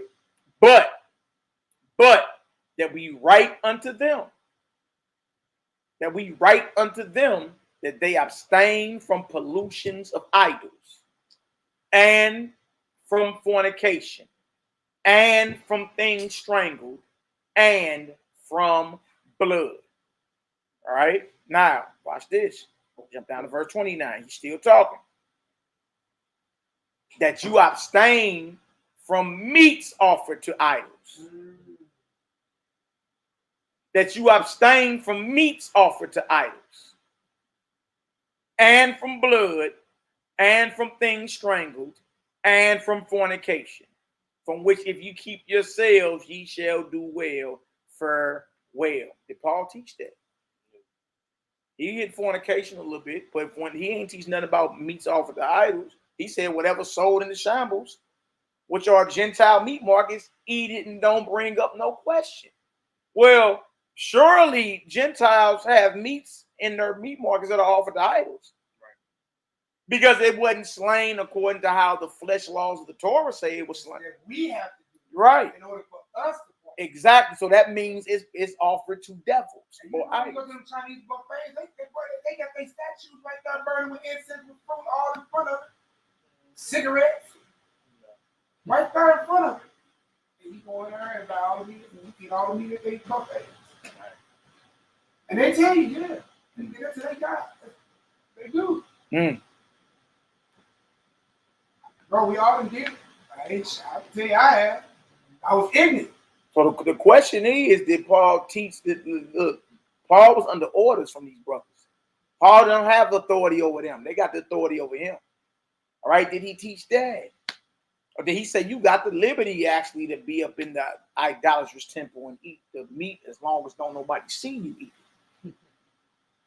Sneaking. That's totally opposite. That's totally opposite. Eating whatsoever, all things at the meat market is not abstaining from meats offered to idols. That's all I'm trying to get brothers to see. He's teaching something different than this. And let's add something. I know Galatians 2. Paul tell you that I got the gospel, the good news of uncircumcision, and it was to Peter, who has the gospel of what? Circumcision. Two different things being taught. That's what Malak's trying to get y'all to see. He's teaching something different. Something totally different. Now I'm gonna ask you a question. Did Christ come and do away with any law? Huh? Yeah, he can't even do a sacrificial law. Right. And then all that misunderstanding that was given in the Torah. That's why he said from the beginning it was what? Not so. But I say, and then he give you what he wants you to know. Right. You see what I'm saying? But listen, Christ never taught uncircumcision. Right. There's not one chapter, one verse you can go to anywhere from Torah to Tanakh, Brit Hadesh, however you want to pronounce it. Nowhere you can go and find the Messiah teaching uncircumcision. Right? So how does Paul got the good news? Where do you get that from? I mean, you see your face right now, bro. Bro, where do you get that from? Right, exactly. And if God's not the author of confusion, why would he give you a gospel and he not give it to the rest of the 12 that's going to be judging the world? Right. That means they're going to judge the world incorrectly because they're like, well, Paul said we didn't have to, but you're judging me based on I had to. That's confusion and judgment. And it's very dangerous. It's very dangerous. That's what? It's very dangerous. Let's get this. Now watch this. Now, according to the Torah, what is meat offered to idols? Is salvational? Yes. It's very important. The salvation of your soul is riding on this. Yes, it's very, very important. All right. Blood for atonement. And the Most High spake unto Moses, saying, speaking to Aharon and unto his sons and unto all the children of Israel. So this ain't just to the high priest or the Levites. Isn't to all the children of Israel. Right? And say unto them, this is the thing which the Most High have commanded, saying, what man soever there be at the house of Israel that kills an ox or lamb or goat in the camp, or they killeth it out of the camp. Look, ox, lamb, and goat is what brothers eat during these feasts. Right?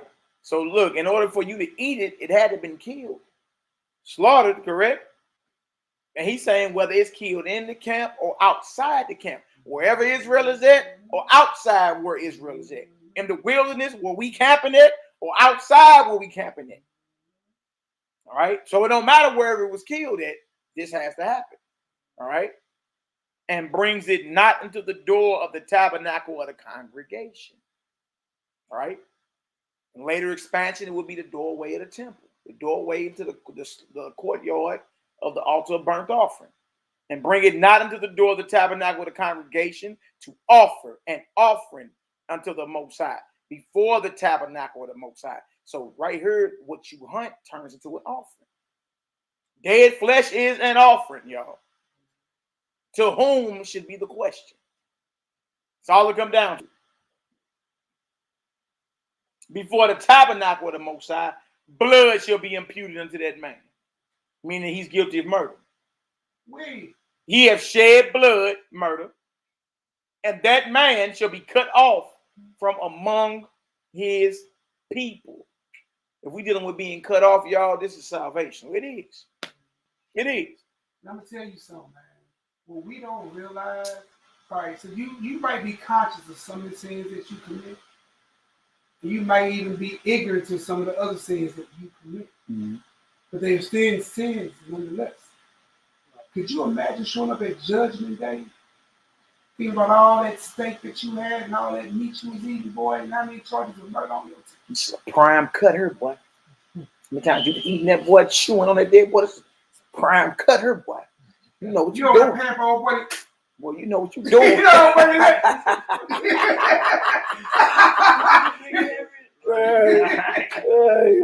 Hey, boy, they bringing out beef steaks in suitcases now. Yeah, you man. seen that? Lobster, man, bro. Bro, they bring them out in suitcases, bro. Big old beef shanks, bro, with the bone in the middle. Bring it out to you. You feel me? Absolutely. How many people going to judgment with murder on without you even considering? And then when we read the Clementine homilies and we go deeper into the now they call it the nails in the coffin, you'll see that the spirits that are tied to that meat are now tethered to your soul straight to the toilet. That's why it should make more sense when it says stir so the righteous shall. You know what I'm saying? When you think you got it, you sitting there ready. Yeah, Lord, I got the kingdom. I did this, I did that, Lord. I'm ready. Made your body a graveyard. He said, boy, I know you not. Exactly. Dang. Look at this, verse 5. To the end that the children of Israel may bring their sacrifices. Yes, dead flesh is an offering. It is a sacrifice. There is no such thing as everyday meats. Now it's dead. That means it was offered. It was sacrificed, which they offer in the open field, even that they may bring them unto the Most High, unto the door of the tabernacle of the congregation, unto who? The priests. See, this is contingent on a priest in your gates. Or I said, well, no, we ain't in Jerusalem. They wasn't either. Uh-oh. They in the wilderness. Uh-oh. Mm-hmm. Surely there's a Levitical priest in your gates. Most y'all claim y'all know what Levi is. Huh? Brother, we ain't in Jerusalem. They wasn't either. Huh? Jerusalem wasn't conquered until like the 7th year of King David. None of them even saw, when these laws everybody claim they following, none of them ever saw Jerusalem. Jerusalem wasn't conquered 400 some years later under King David, 7 years into his campaign as being king. So we can't use we ain't in Jerusalem. They wasn't either. Oh. Huh? Oh. Yeah. Back them down. Back them down with the script, B. You got to go out and hunt. Yeah. They in the wilderness. You know what it said? In or outside. You still Levite in your gate somewhere. And it's all of us that read all these stories of dealing with the Maccabees, right? Dealing with the Feast of Dedication was coming up, right? There's always a Levite in the gate. They didn't live inside of Jerusalem like how you think. Everybody, Maccabees and them they stayed outside of Jerusalem. Mm-hmm. Metathias and them, they stayed outside. Absolutely. But they had a temple that they was in charge of all. Absolutely. So when they came down and tried to bring that, you gonna do this to your temple the way that our king says do it? You about to catch that body. Catch that. You heard me? You about to get that body. Real talk. Hey, you say it's like they just did that? He already gone. You want to let smoke? Matter of fact, you can rather destroy all of them. Exactly. Look at that. So we got to come to the priests and offer them for peace offerings to the Most High. There you go. The flesh that you kill, whether you amongst the bruise or not, in the camp or out, in Jerusalem or not, is an offering. It's considered a sacrifice. Now you know the category. It's a peace offering. It's called a peace offering. All right. Verse 6. And look what the priest got to do. This is the ritual. And the priest shall sprinkle the blood upon the altar of the Most High at the door of the tabernacle of the congregation and burn the fat for a sweet savor unto the Most High. So the priest got to do that. These flesh laws, this flesh you eat on, is contingent upon Leviticus 17, 1 through 7, and Leviticus 7, 11 through 18. It's contingent on that. Meaning, all right, you want to chew on it and you want it to be considered lawful according to your Torah, but it's contingent on this, though. There are other stipulations to this. It ain't got nothing to do with going to the grocery store. Okay, now watch this. Now, so the priest got to do that. Bro say, well, you know, since the Messiah died, the Messiah had died in Acts. He was already off the scene in Acts when James stood up and said, meat offered to idols, they ought to abstain from. Acts 15. All right, we just read it, right? Well, what we read in Acts 15 about abstaining from meats offered to idols is after the death of the Messiah, which means this law right here is still in force. Correct? Correct. Because they after his death and we are too. So you can't say, well, once the Messiah died, so you got a right to override this right here. No, you don't. You shouldn't be eating flesh. Because everything, since you're going by the flesh laws, every stipulation that is there for it to be offered to the Most High is impossible. Well, guess what? Don't eat it. All right? It's that simple. And I'm sure about this. We seen the process, right?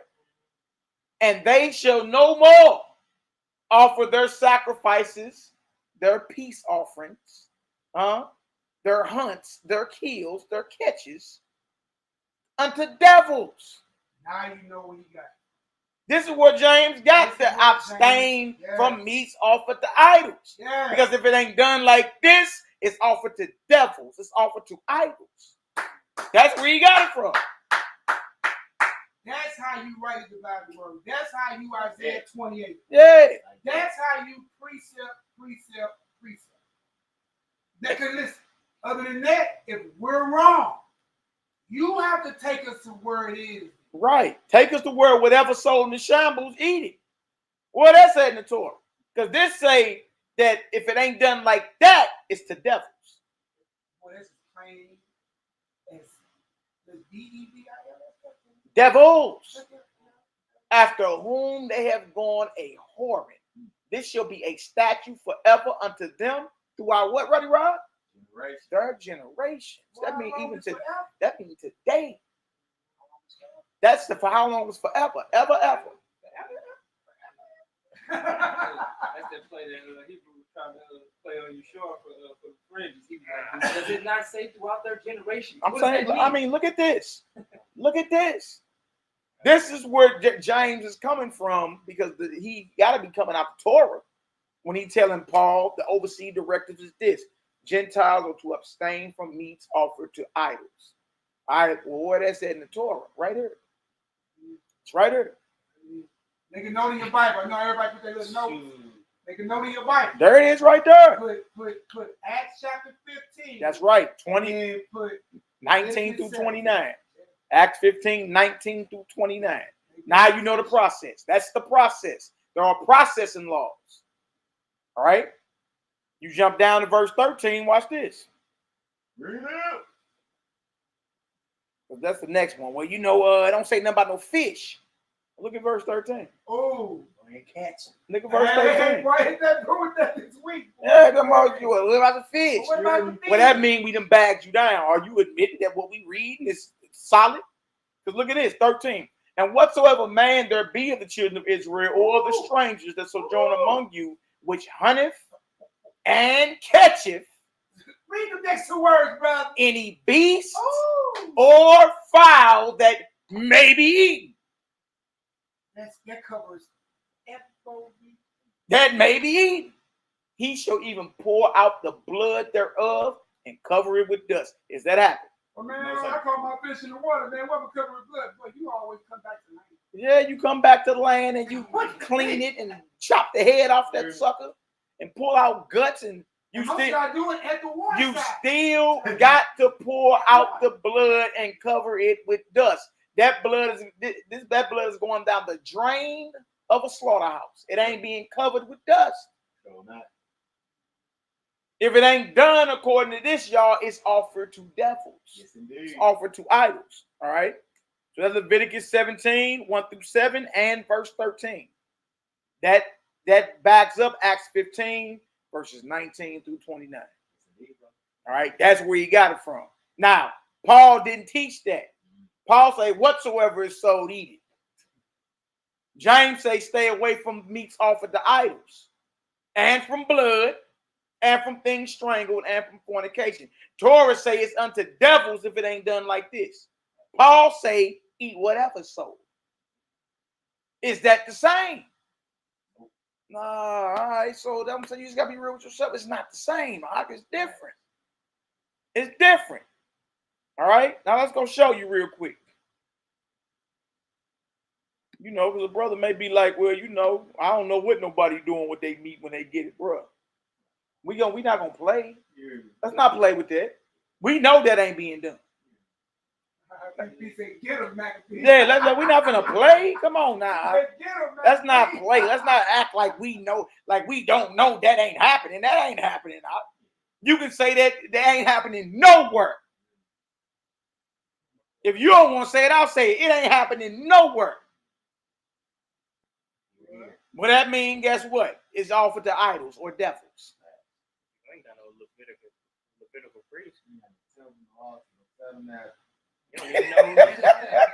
Ain't no fat being burned on the altar.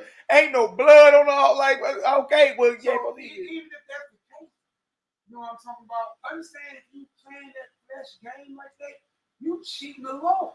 Yep. You should be scared as that thing right now. You cheating the Most High. If you don't take that what the Lord supposed to say bless you with, and then you don't give it to the priest because you ain't supposed to deny him his portion as long as you leave. Oh, wait. Then on top of that, you telling me you willing to sit there and cheat the Lord out of his piece off? Wow. You ain't realize what you're doing, man. Call yourself trying to cut corn. And you know they're taking that meat. How many Israelites go out there and kill something, then they cut it up and they process it or take it to a butcher and get processed. And then put it in the what? Hey, like this right here. Far beyond 3 days. The butcher will take it more than 3 days at the butcher shop from the process. If you take a transport and you take it to the butcher, bro, depending on how bad they are, you talking about a minimum of a week to 2 weeks to get your meat back. All cut up and packaged for you. Dry it up, get all that meat, take it home and throw it in the beef. Bro, it's about 50 billion animals slaughtered in the United States in January. Ain't no way in the world you Negroes is eating that in one day or by day 2. And they getting it taken, like you were saying, the transportation and 18-wheelers from California to all the way across the U.S. Yeah, you know what I'm saying? So it's like that takes way more than 30 days. Yeah, you know yeah, come on. So we can safely say all the flesh that these brothers and sisters are chewing on is older than 2 days. Because if it make it to day 3, it's abomination. So I mean older than 2 days. Not older than 3 days, older than 2. Huh? We can safely say ain't all the flesh you Negroes is eating on, I guarantee it's been dead longer than 2 days. Especially if you go to McDonald's and use some chicken. I'm the same, period. No matter what flesh, wherever you going to get you some flesh at, come on, that's been dead longer than 2 days. You get two. Yeah. Because it's an abomination on day 3. Yeah, day 3 is all. If you're going to kill it and eat it, it got to be meat too. Oh, wait. Oh, wait. And I ain't seen nobody human made consume a cow in 2 days. Bro, come on. That's what I'm saying. For real, bro. I ain't seen a human made that can consume a cow. No, come on.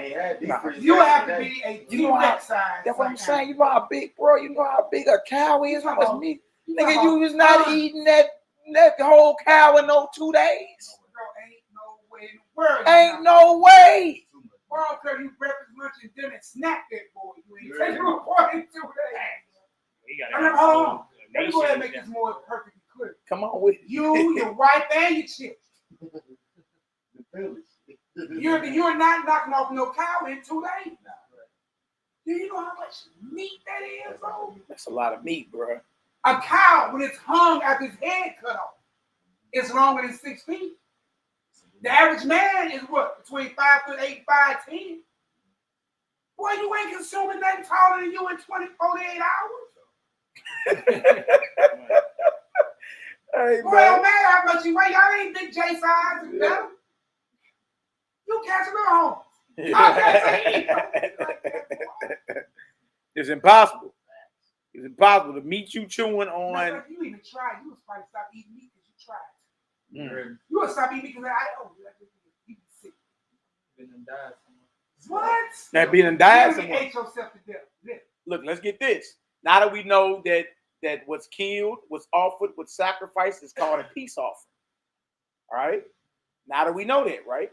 Now we about to get into a biblical expiration. Shout out to T-Brew. He brought that up to me yesterday.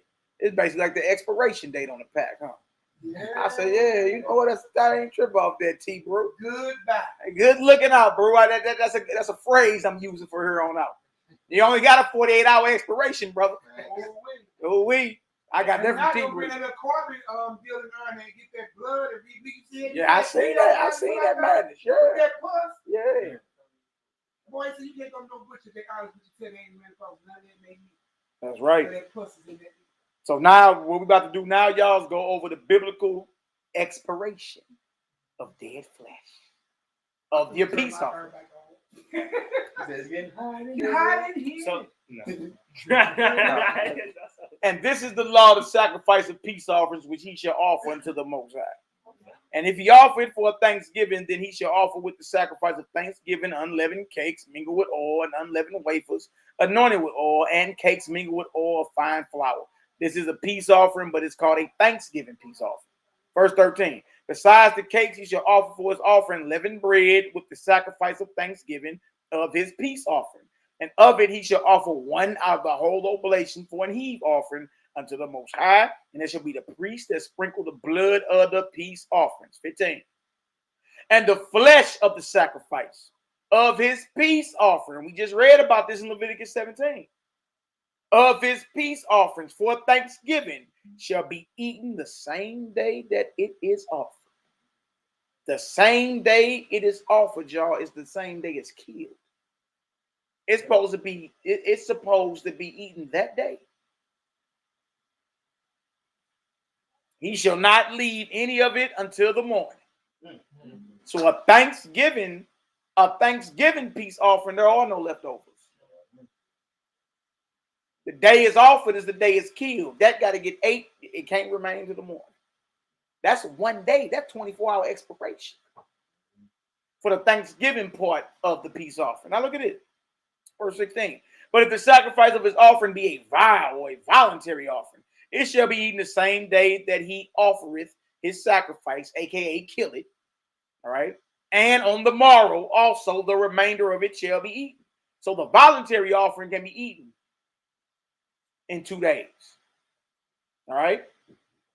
But the remainder of the flesh of the sacrifice on the third day shall be burnt with fire.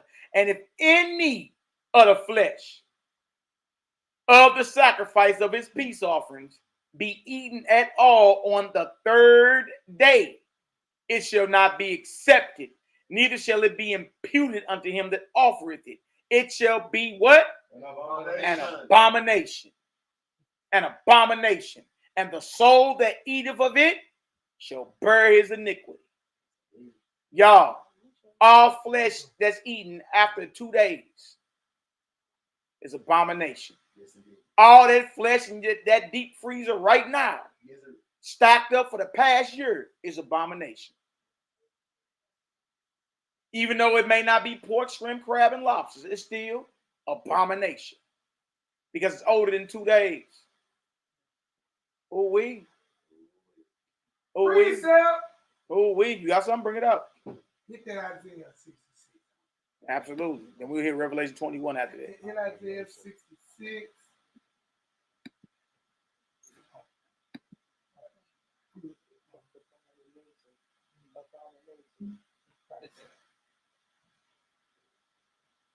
Hey, bro, we got to read this whole scripture.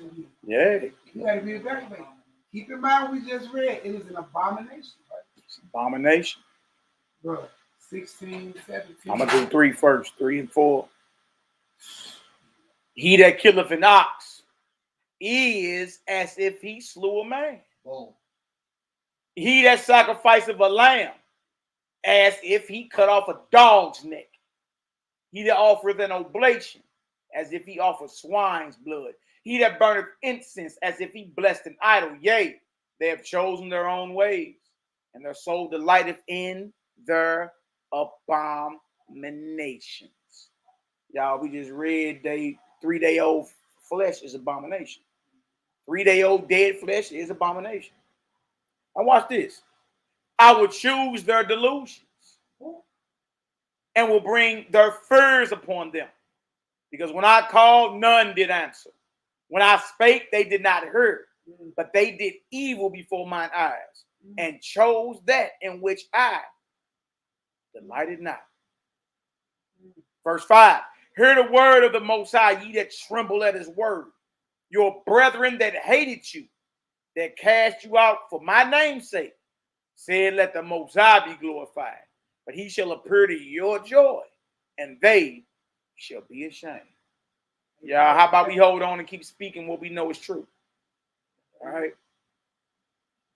Isaiah 66, 15 through 17. Oh, wait.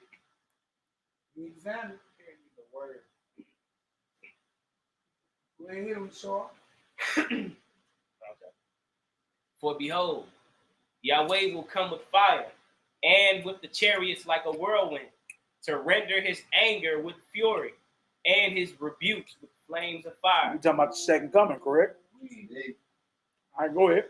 For by fire and by his sword will Yahweh plead with all flesh. Or judge all flesh. Go ahead. And the slain of Yahweh shall be many. Many, majority. Now listen, all you cats think you got it right. That's why it makes some sense. It's going to be a slaughter. Massive. 17. What does it say? they that sanctify themselves and purify themselves in the gardens behind one tree in the midst, eating swine's flesh, and the abomination. And the abomination. Notice And how is what is and, bro? That's a conjunction. Bring it together. Bring it out, bro. Yeah, so look, when you and something, it's a conjunction, it's a connect. It's bringing two things together. You know what I'm saying? You and your woman, me and my job, my paycheck and my bank account. It's a conjunction. It brings things together. So people how that's worded though. Look at how it's, especially to be reading in English, right? We all got this bastard language, right? But look at it. It ain't make it one thing. You gotta break it down. There's a pause. In the midst of these, there's gonna be many of us of the Hebrew Israelite mind that think that they are purified and justified by eating Leviticus 11 and Deuteronomy 14. And all them following them teachers that say it's okay to do so. I had one brother tell me when I brought this situation to him, he said they told him, I said, have they been bringing out any new revelations of the scripture? They said, no, just hold on what you already know. All right, exactly. Exactly. Look at what it says. Eating swine's flesh. Common. That's right. That's a break. All right. All right. And abomination. And the abomination. Common. So it's not saying that swine is the abomination. Is the only abomination. Right. Exactly. No, it ain't saying that. That's why I right. want to see. Exactly. About ox, lamb, and goat, and everything that you consider lawful is up under the category of abomination if it's been dead longer than 2 days. Huh? And that what we just read? And it's considered offered to devils or to an idol if the ritual that we read in Leviticus 17 done by the Levitical priest is not being observed. It's offered to devils. And it said that literally. So y'all, this ain't just talking about the pig meat eating pastor thing. Y'all, now we understand it's talking about us Israelites who think we got the right to chew on the dead flesh of animals, but it ain't been processed according to the Torah. That's abomination. On the street, and they reading this to people telling them they can't eat swine. Then somebody asks, well, what is the abomination? Right. You know what I'm saying? The abomination ain't just the pork, shrimp, crab, and lobsters. Our lamb falls up under abomination too. It's been dead longer than 2 days. Lamb falls up under being offered to an idol or devils too. If it ain't been brought to the door of the tabernacle and the blood ain't been spread on the altar and the fat ain't been burned on the altar, and ain't been brought to the priest to do so, that's offered to devils. Yes. Absolutely. That day. Look at this. Eating swine's flesh and the abomination and the mouse shall be consumed. Y'all, that means judged, destroyed, together. Destroyed together. Save the Most High. I want y'all to see. We said it, but I really want y'all to catch it. We know eating swine especially is an abomination. We know that eating a mouse is an abomination. Why is abomination set off by itself and apart from the rest of that? Right. Because what Malik just brought out, what we all just read, what we all been trying to tell everybody, there's an abomination of clean meat too. Yes, right. That's right. That's right. And a lot of us are under that. Well, those who still eat the meat. All the flesh being all eaten. That flesh you eat? All the flesh being eaten in the world today is offered to devils and is considered abomination. And those who eat it today, why you argue with them? Because why? They purify themselves. Oh man, I'm holy. Ain't nothing wrong. God gave me it. Oh, that's sham. Who told you that? Reverend so and so, IS so and so, PQK so 9F23. You know what I'm saying? AOMOCs and all that. I ain't trying to call nobody. You know what I'm saying? You catch what I was doing, man. Y'all all behind that one tree, huh? And I'm gonna tell you something. Me and Malik was rapping the other day, and Malik just said it earlier in class too. If he would have came on the scene with that same mindset and the same way that Paul popped on the scene, he would run him up out of here, right? But then I didn't really hit my spirit to just now. But then me and Malik also went further on to talk and say maybe not. That's how somebody like the Comforter, old Jermaine, could come in and tell you that he's the Holy Spirit, and all these people follow. You catch what I'm saying? Even though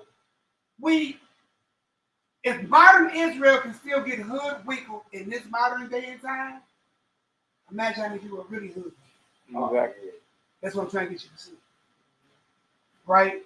Somebody can pop up on the scene like Paul or Jermaine Grant and give y'all a ragu thing that the Lord met me on the mountaintop, and you wind up believing the whole thing. You see what I'm saying? And then here we are. How many people that man had under his belt before he died in prison? Thousands. Thousands. No different what Paul had going on right now. You see what I'm saying? Exactly. All right, brother. Blessings to you. Abundant blessings. All right, brother. All right, y'all. Revelation 21 and 21. What did it say? One of y'all got it? All right. 21. And the 12 gates were 12 pearls. Every several gate was of one pearl, and the street of the city was pure gold, as it were transparent glass. So we talking about the what? The kingdom, the New Jerusalem. This is what we talking about, right? Go ahead. And I saw no temple there. Oh, no temple. Ain't no slaughtering going on in the New Jerusalem. Y'all see this? No slaughter. There is. I saw no temple there. Where you slaughtering? What you mean? Huh? If it ain't no temple in the New Jerusalem, then where you slaughtering animals at? And I saw no temple therein. Oh wait, go ahead. Ain't gonna be no death either, right? So if it ain't no death and there's no temple, what meat you chewing on in the kingdom of heaven? I saw no temple therein. Go ahead. For the Most High Yahweh and the Lamb are the temple of it. Oh wait. Hey, excuse my name, I be damned you gonna screw some blood on the cross. Oh wait. Oh wait. Boy, you wrote the Christ so much you finna kill something in his kingdom. We said there's no death in his holy hill. And somebody sprinkling some blood on him. Boy, I can hear you hitting harder than Satan did when he got cast out. Boy, I can hear you cracking harder than he did. Look at that. Look at that. There is no temple in the New Jerusalem. So there ain't no sacrifice. Yeah, I know. I know. You may read some over in Ezekiel, the 40th chapter on in, about sacrificing in the New Jerusalem. But, I mean, this is our point. There's conflict in the scripture. It just proves you just gotta choose what side you on. I choose life.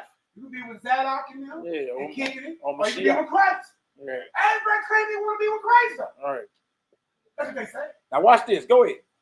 And the city had no need of the sun, neither of the moon, to shine in it. For the glory of Yah did lighten it, and the Lamb is the light thereof. Oh, wait, go ahead.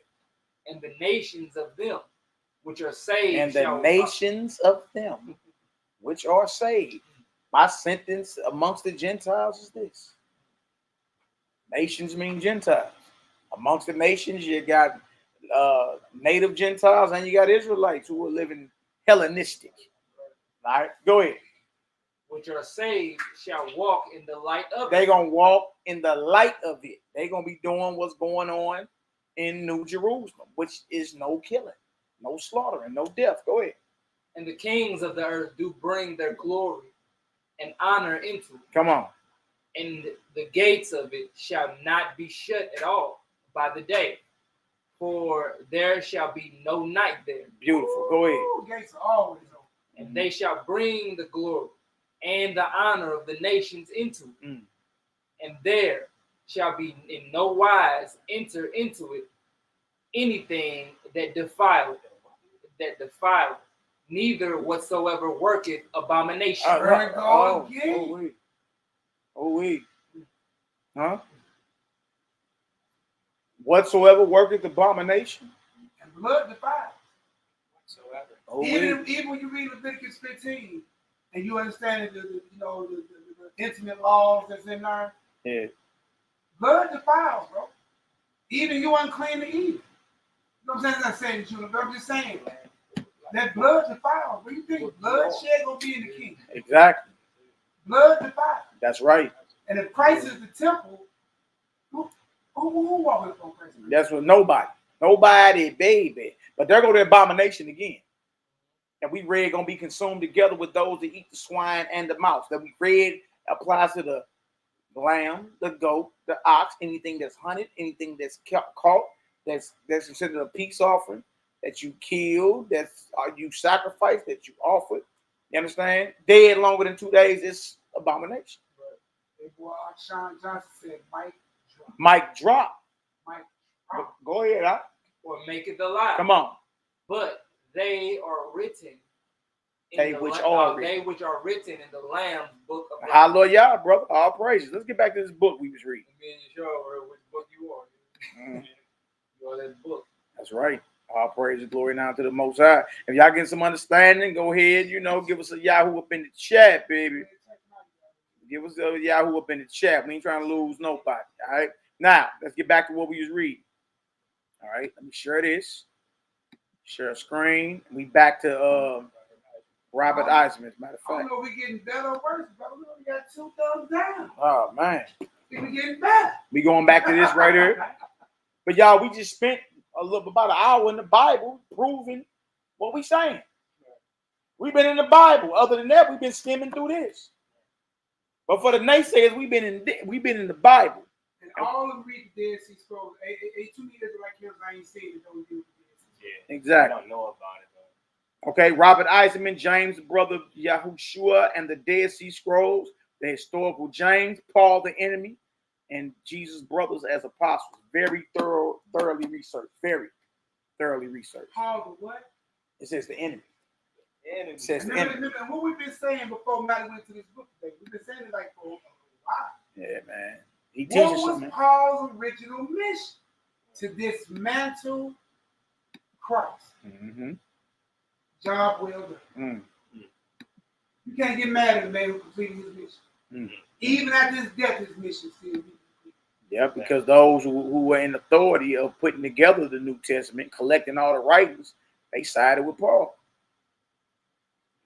You know what I mean? Okay, let me go ahead and pull this up for y'all. You got something? You sure? Nah, I ain't had nothing for real. Just it's crazy. It's crazy. It's crazy, man.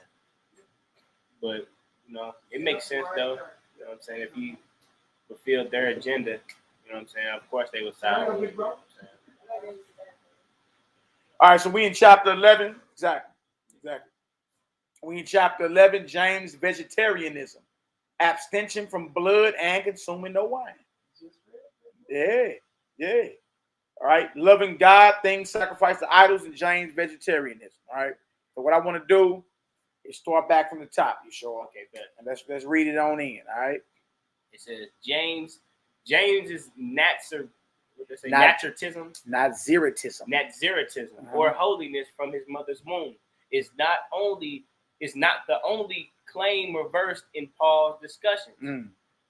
Whereas James clearly is said to abstain from eating meat. Clearly, it says.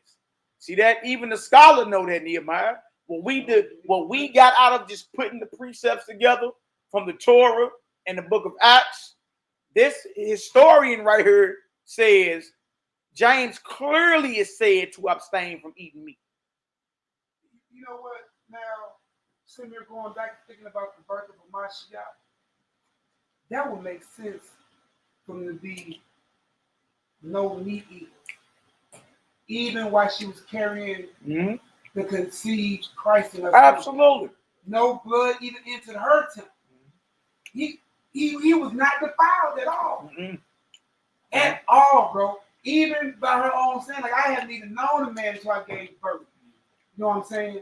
So even on that, like DNA, semen, blood, it's the same thing, bro. Christ was not defiled at all, bro. I'm talking about even for what Mama was taking in her stomach while she was what she was eating, right? But we got that in the Gospel of the Nazarenes that Miriam All of them was born that same Nazarites type. You know what I mean? out the gate. Out the gate, all her children. James was one of them. You know what I mean? James was one of them. All right, go ahead. So whereas James clearly said to abstain from eating meat, how did the scholar get that understanding?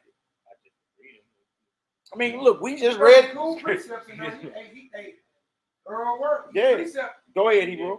And it says, eat. It says Paul emphasizes its consumption as in 1 Corinthians 10, verse 25. Ain't that what we read, Nehemiah? That's the shambles. That's where we went. And look, ain't that something? We've been going there long before we opened this book. Yeah, that's what I'm saying. So what he bringing out, y'all, showing y'all that Paul was teaching opposite of the chosen ordained apostles. The chosen ordained apostles and Paul did not have the same message. They did not. All right. Go ahead, Hebrew. Eat everything that is sold in the marketplace. Mm-hmm. There is no need to raise questions of consciousness. Then we go back and look at every different version. Then we look up shambles. Then we also look up what else we look up? Look up whatsoever. We look up whatsoever and shambles, right? All right, go ahead, Op. Paul expresses this position in chapters 6 through 10 of 1 Corinthians, where he is discussing one of the categories of James' directives to the overseas community. Mm. The prohibition.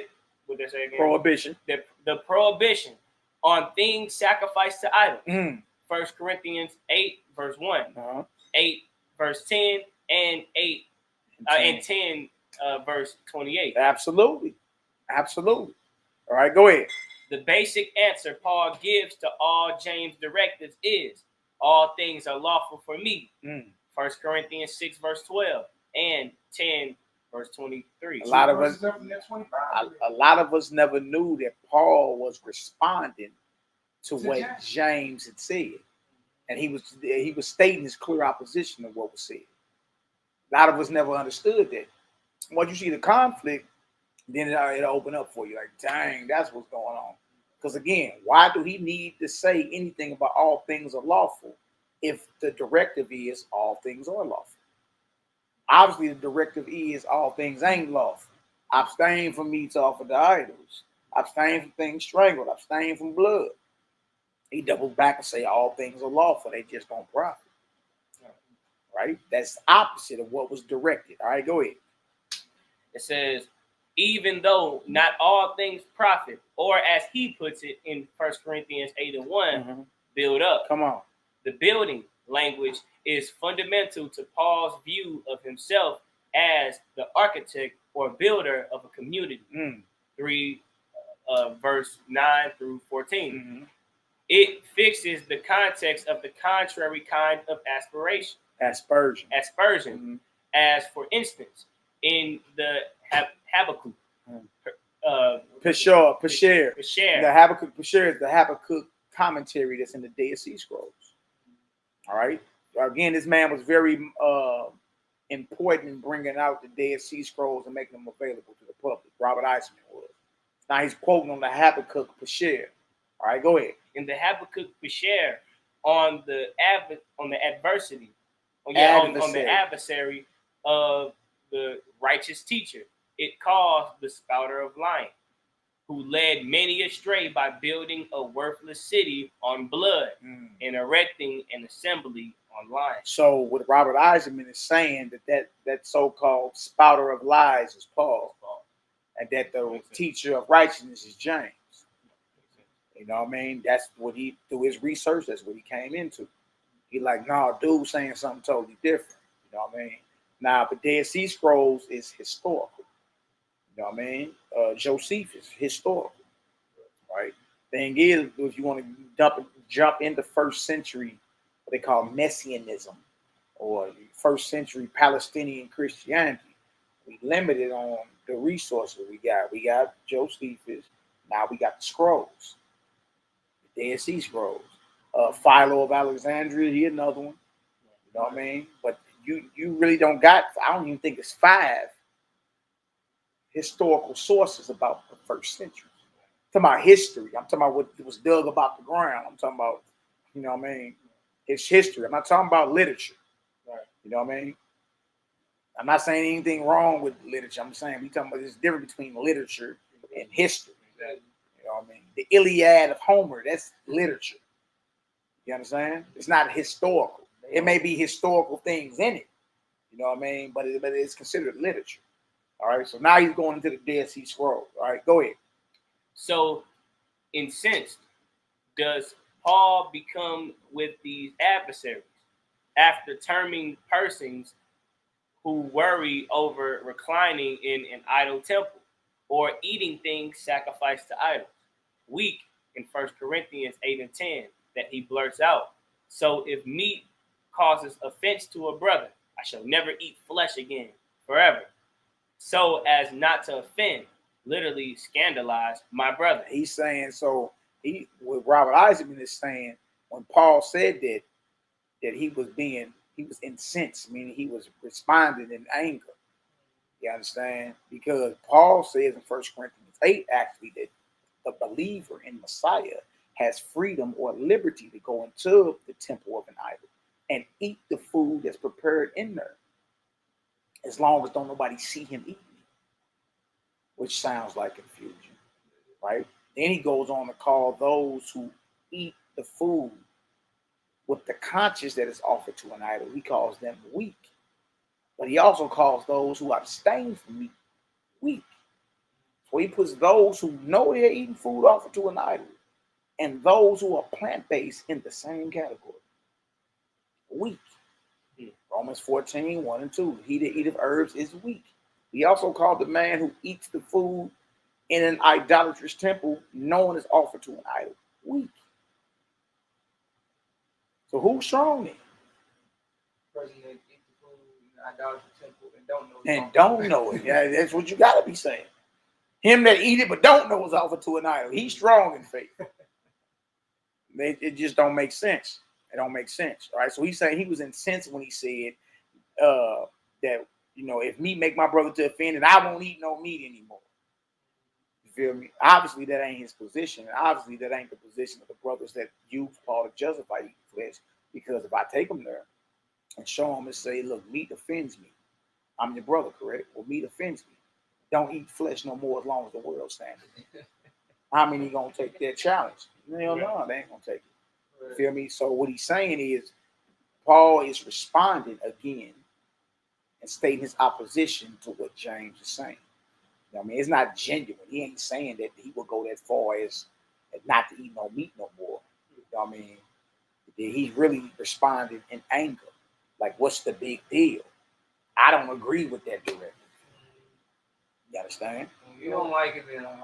Ah, yeah, right. You know what?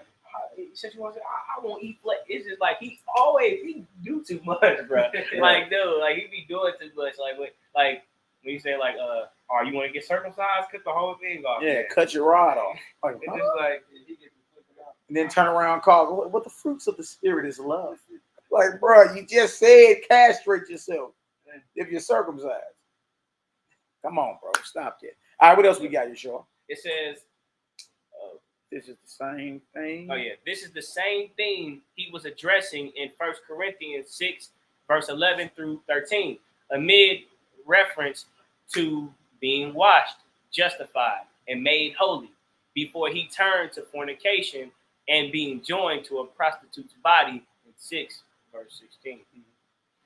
It culminated in the allusion to meats are for the belly, in the belly for meats. Wow, he did say that. Meats for the belly and belly for meats. Meaning meat, but you supposed to eat that. Good for you. That's why a lot of brothers believe. So what are the purpose of the animals if we're not to eat that? That makes sense. Meats are for the belly. That's just like meats are for the belly are for meats. Right, because don't nobody else. Go ahead, dude. Don't nobody ever say that though. But it's I never said that. Like, you know, but I know I read it. And I remember he did say that. So it's like in the back of the subconscious. You know what I'm saying? So even if you ain't flat out saying it, you know what I'm saying, you got that like in the spirit. Like that's what's on your spirit. So like I said, what you just said before, you can see why somebody would ask that question. Like, yeah, animals is for the belly. Like the meat is for the belly. Like, so what other purpose do they have on this? Right. They have no other purpose than for me to eat. How about cultivating the land, fertilizer to live with the breath of the Most High as long as they can, to reproduce? What if something just came and just said you ain't got no purpose, other purpose than for it to eat you? Oh, they do us like animals in the streets. Yeah. Right. You mad that the police is doing us the way they doing? They do us like animals. Do you really believe the animals? You know what I mean? I mean, once we were living in that kind of condition, we other than for the heathen to enslave us, make us out of purses, and, you know what I'm saying, and sometimes eat us and all that, we had no other purpose. Exactly. Yeah, according to them, right? So you fall there and So right. he straight said it though. Culminated in the allusion to meats are for the belly and the belly for meats. He said that, y'all. Huh? That's off his own mouth. That's why his letters are very valuable. You know what I mean? Reread them. Reread them now that you know the blind has been off. You say, dang, this dude was on one. He started to look like because at first you look at him like, dude, this dude is just so righteous and so like intellectual. A Torah scholar. Yeah. And like so humble and so like, but then you see like when he start, like you said, take the blinders off or whatever, you start to see like, dang, he seemed kind of mad in this moment. Yeah. Like, he seemed kind of like, dang, like he seemed bipolar. Yeah. He seemed bipolar at times. Huh? We call that a day. Yeah. Castrate yourself. Got a few fruits of the spirit. Yeah. Castrate yourself for the brother, peace, love, joy, gentleness. That ain't gentle. Castrate yourself. Come on, Not at all. All right, come on. It says, it illuminating the illusion the meats are for the belly and the belly for meats, and his oblique reference to the toilet drain. What else we got, you sure? Now, following the discussion of loving Yahweh, piety, love building up, and his adversaries, weak consciousness being polluted, he concludes, food does not condemn us to Yahweh. Commend us. Food does not commend us. Go ahead. To Yahweh. Neither if we eat do we have any profit, nor if we do not eat do we fall short. Wow. But no, the directive said abstain from meats offered to idols and from things strangled and from blood. What you mean if we don't eat it, we ain't gonna fall short? That's another one that can fall under all unlawful meats also. Yeah. And you say that whoever eat herbs is weak. Right. In faith. That's right. So it's just like double. You know what I'm saying? He's like, double-minded. Look, that's why James said a double-minded man is unstable in all his ways. Now you know who James was talking about. Like, who else was out there that was going against what he was talking about? That was powerful and popular enough that even James had to respond. I mean, blessings and curses come out of the same mouth. It shouldn't be like that. One moment he talking about something, I delivered him over to Satan. The next one is charity and love. Oh, may the Lord not hold that to his charge. Yeah, come on. All right, what is you saying? All right, so look at that. What else we got? It says here Paul also introduces the language of causing to stumble or stumbling block, causing offense or scandaling in 8 verse 13. It says the same language the letter of James used to refer to those who keep the whole law, but stumble over one point, being guilty of breaking it all. 2 and 10. They're firing back at each other. All right, go ahead. Now it is directed against those objecting to reclining in a idol temple. Yeah, reclining like you up in here at home. Now it is directed against those objecting. Yeah, because somebody might have a problem. What is you doing in an idolatrous temple? Well, Paul said. What do you mean? Paul said that's against what we supposed to abstain from pollutions of idols. What are you even doing in there? Paul said we got liberty. Who told you that you got freedom to? He said what? You got freedom to eat, to not only recline in the temple of an idol, but eat the food prepared in it to the idol. People said, well, because the earth belongs to the Lord. It don't matter. Go ahead. and I was saying that now people say that now, you know what I'm saying, because you ain't got them back then. But if you said that back then, well, they would have looked at you like, who is this? Who is Paul?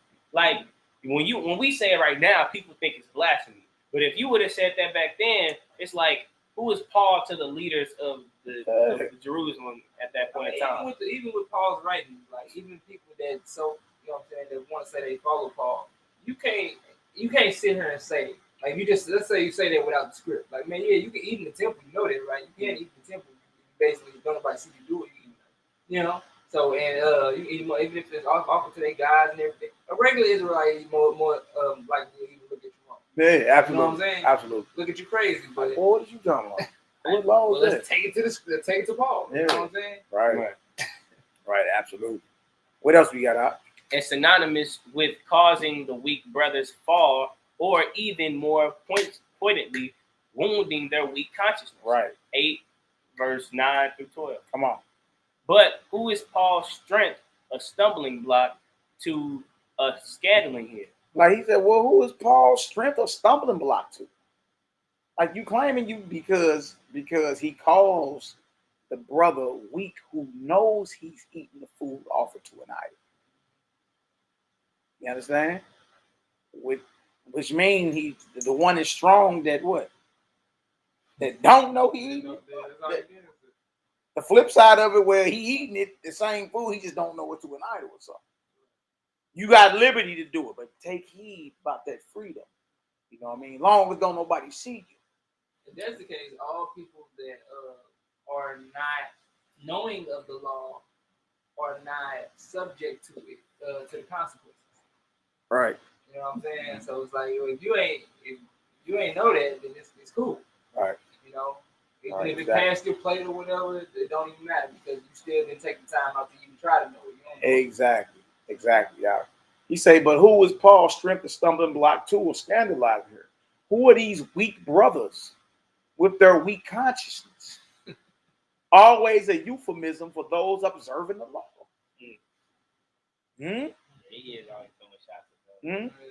Who make issues over table fellowship and consuming unclean foods when these things do not matter? Who worry over things sacrificed to idols when they too do not matter? In other words, who you think Paul got a problem with? Right. Who always keep coming checking his doctrine?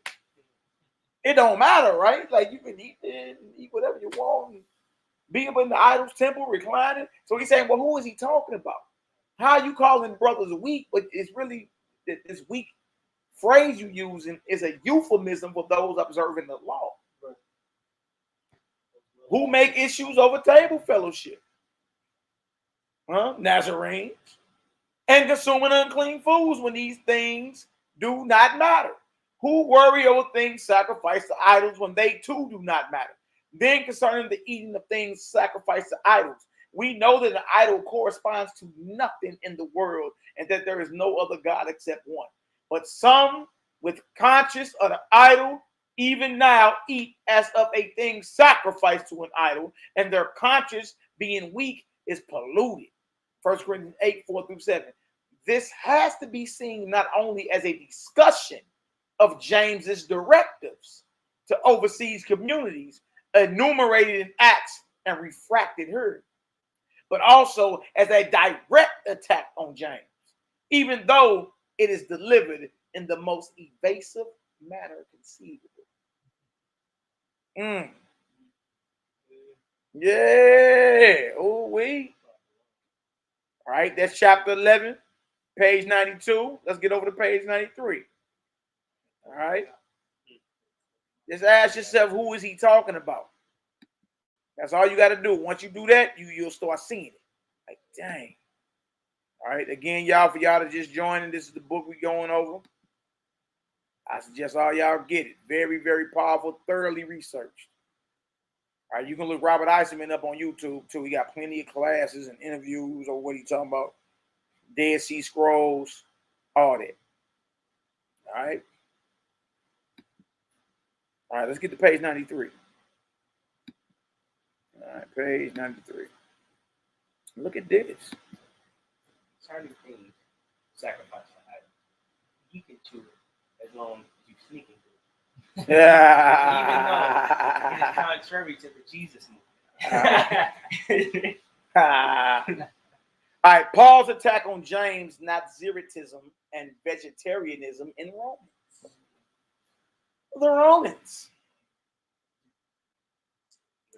Go ahead, whoever gets. Paul reinforces the love thing and connects it to eating in his letter to the Romans, again turning both against James.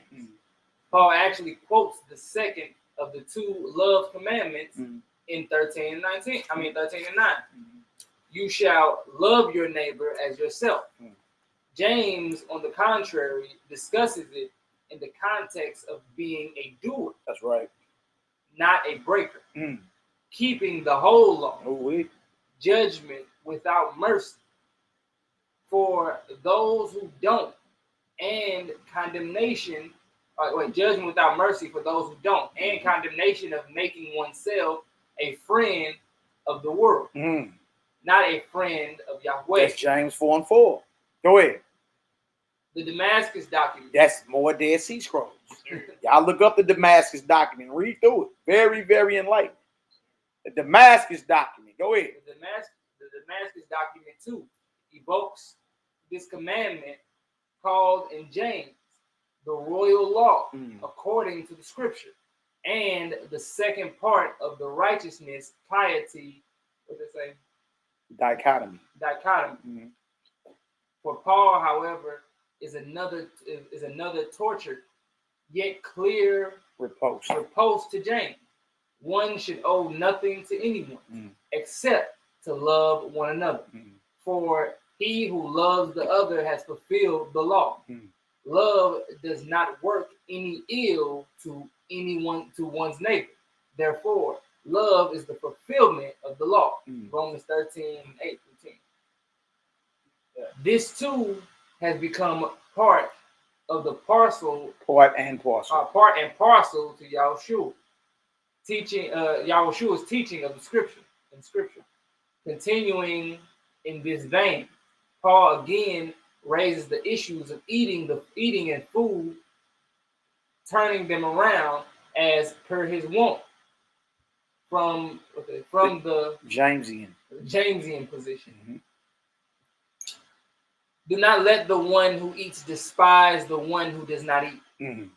Do not put a stumbling block, a cause of offense before your brother.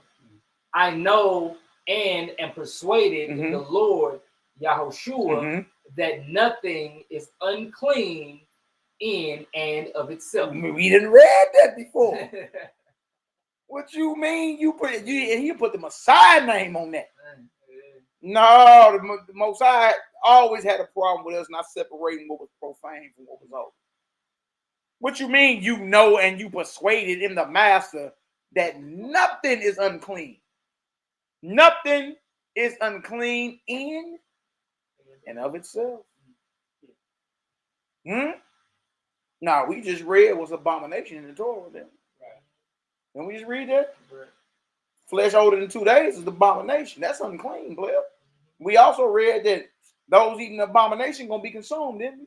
And we also read that in Revelation 21st chapter, nothing abominable making it into the kingdom, didn't we? So where is that in the Torah? I know and am persuaded, he's convinced in the Master that nothing is unclean in and of itself. Wow. Wow. Wow. Nothing mean nothing. Not at all.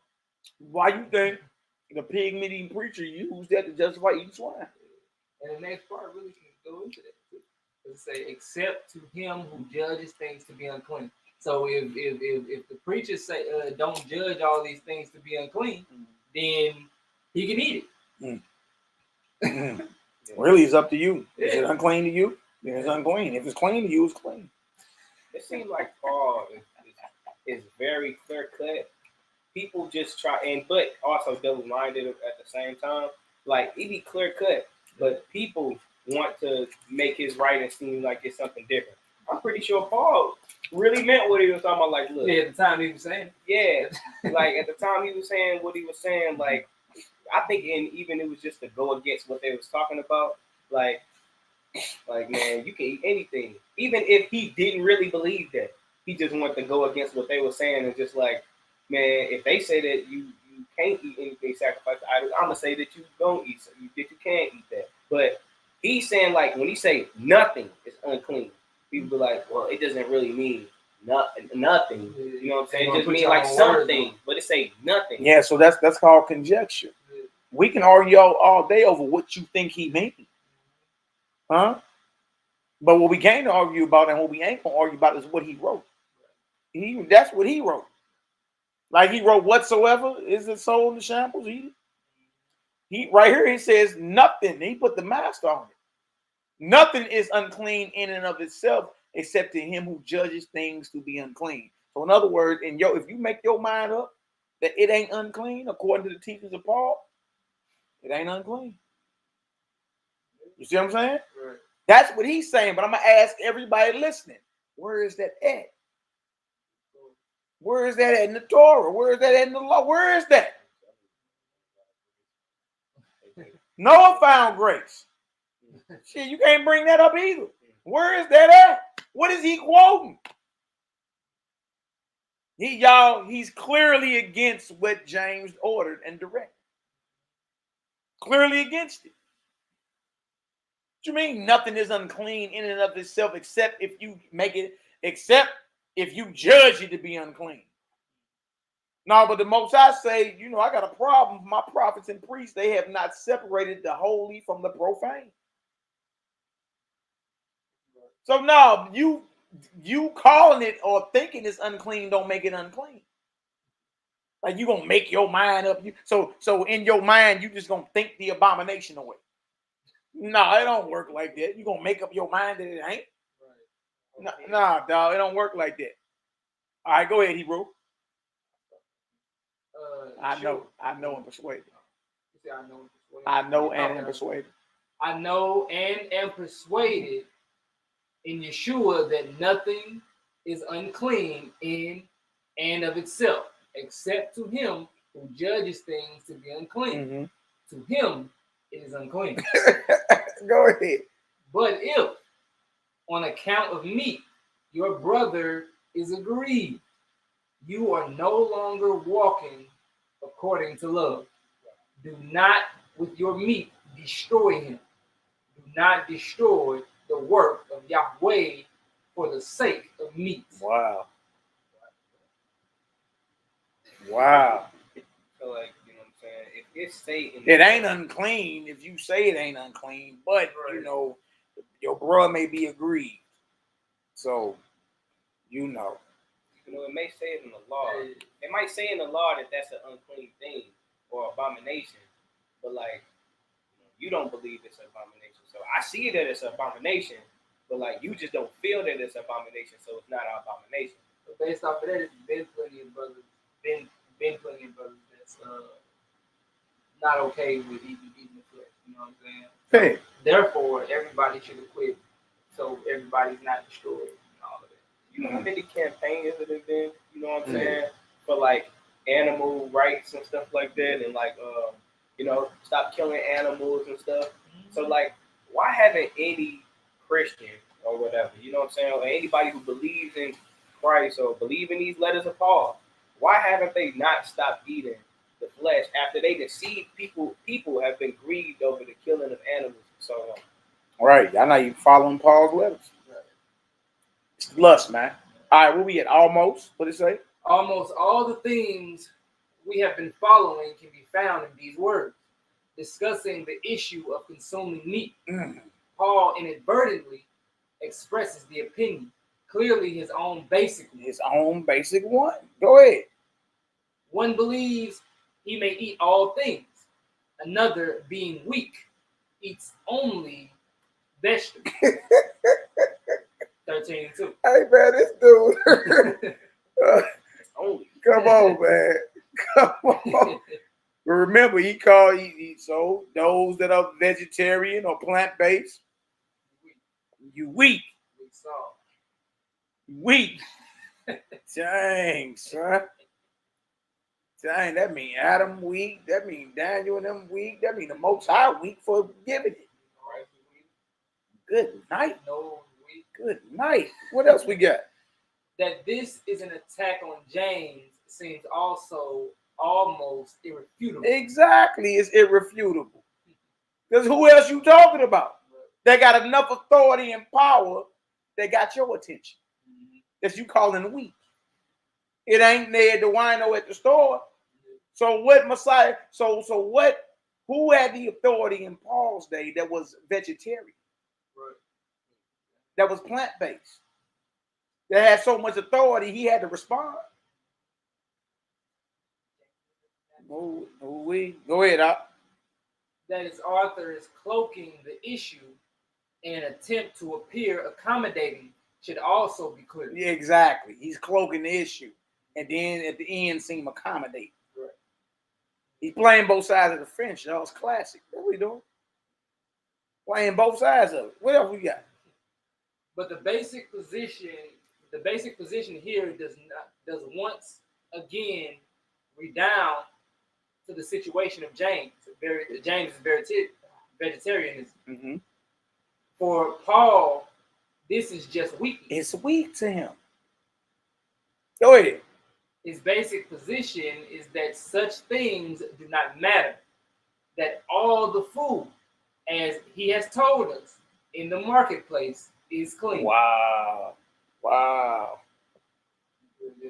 Well educated is not necessary, even seeing salvation. Okay, come on. Let's get it. That Paul makes the same claim as James, being separated from his mother's womb for himself, while all the time adopting the very opposite position to him on the issue of separation of clean from unclean.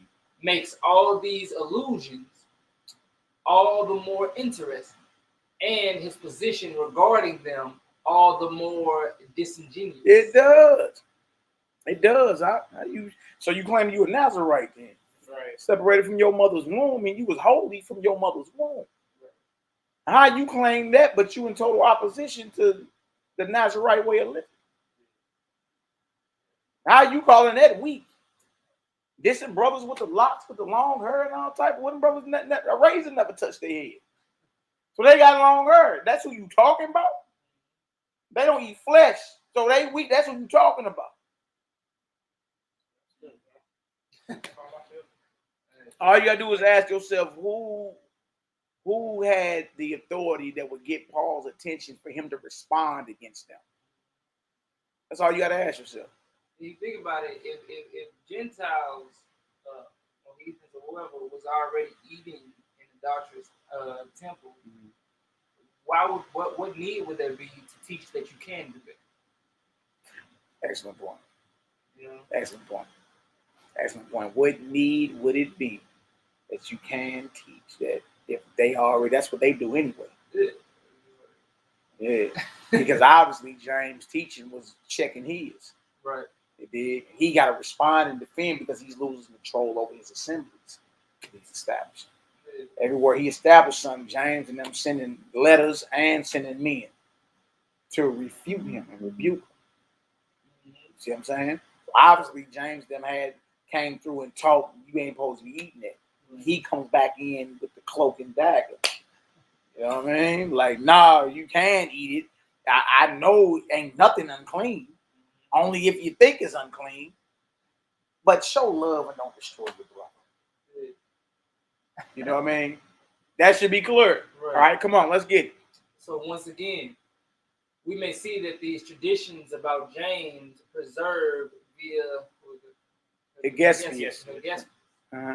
In Eusebius, Jerome, and others do have substance behind them. Exactly, because when you read them, I got all these historians who lived 1,600 years ago, close to 1,800 years ago. Yeah. Well, I got all them. You dig? And all them, I tell you, James and them, you know what I mean, and the apostles on down, they did not eat flesh. Right. They ain't eat flesh. You know what I mean? It was well known during their time. All right, go ahead. These had to do with the manner in which James was seen as holy or consecrated from his mother's womb, or a certain concept of being a lifelong Nazarene that seems to have been important to the Jerusalem assembly. Oh, wait. Oh, wait, really? Go ahead. And even early Christianity as a whole. Flat out. Early, the earliest movement, these brothers was plant-based, bro. That's what it was. That's just what it is. All right, go ahead. Not only then do we have in this passage in Paul's letter to the Romans collateral verification of James's vegetarianism insisted on in all the ancient sources. Correct. And we've been bringing them up. Yeah. Go ahead. But also something of the reason for it. This undoubtedly had to do with following the regime of extreme purity. Yeah. Or as both Paul and the Damascus document from Qumran. That's where their scenes was at. The Qumran community, their scenes. That's where they found the Dead Sea Scrolls. Right. All right, go ahead. From Quran put it, of perfect holiness or perfection of the way. I like that. You like that, don't you? Perfection of the way. Perfection of the way. Go ahead. And this, in turn, was related to, however, obliquely, the issue of accepting or rejecting polluted gifts and sacrifices in the temple. Oh, wait. Okay, let's get to the next page. That page 93. Get on over to page 94. You dig? All right. Again, y'all, this is what we reading. Robert Eisenman, James, the brother of Jesus, and the Dead Sea Scrolls, historical James, Paul, the enemy, and Jesus' brothers as apostles, very thoroughly researched. I would advise anybody to get this. All right, this volume 1 is 2 volumes, or you can get both volume 1 and volume 2 in the same book. 1,000-page read, though. 1,000-page read. All right. Page 94. All right. Pollution in the wilderness. All right, go ahead. All right.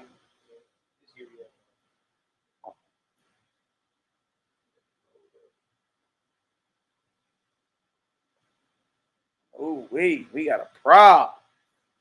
We got a problem. Similar concerns are in evidence at Qumran, at least where the issue of gifts and sacrifices in the temple is concerned. John the Baptist, even in the fragment and garble accounts that have come down to us, would seem to have had tendencies in this direction. The problem in John the Baptist's case, in the idea that he ate locusts. Right, grasshoppers. We didn't heard people say he probably eating grasshoppers with hot sauce on it. Yeah, okay. Matthew 3 and 4 and Mark 1:16. That he was eating bugs, in other words. Watch this. Go ahead. If he did, he probably would not have survived very long. Absolutely. Come on. Luke omits this, and there is little about it in other sources about John. It has been suggested that the word locust is based on a garbled translation. One suggestion is that John ate carobs. There have been others. That's in the actual Gospel of the Nazarenes or the Gospel of the Holy 12. It did not, bugs. Yeah, fruit of the locust trees, and we finna read it though. Go ahead. Epiphanius. I got him too. The Panarion by Epiphanius. Go ahead. Epiphanius in preserving what he calls the Ebionite gospel, or the Gospel of the Nazarene. Right. Go ahead. Rails against the passage.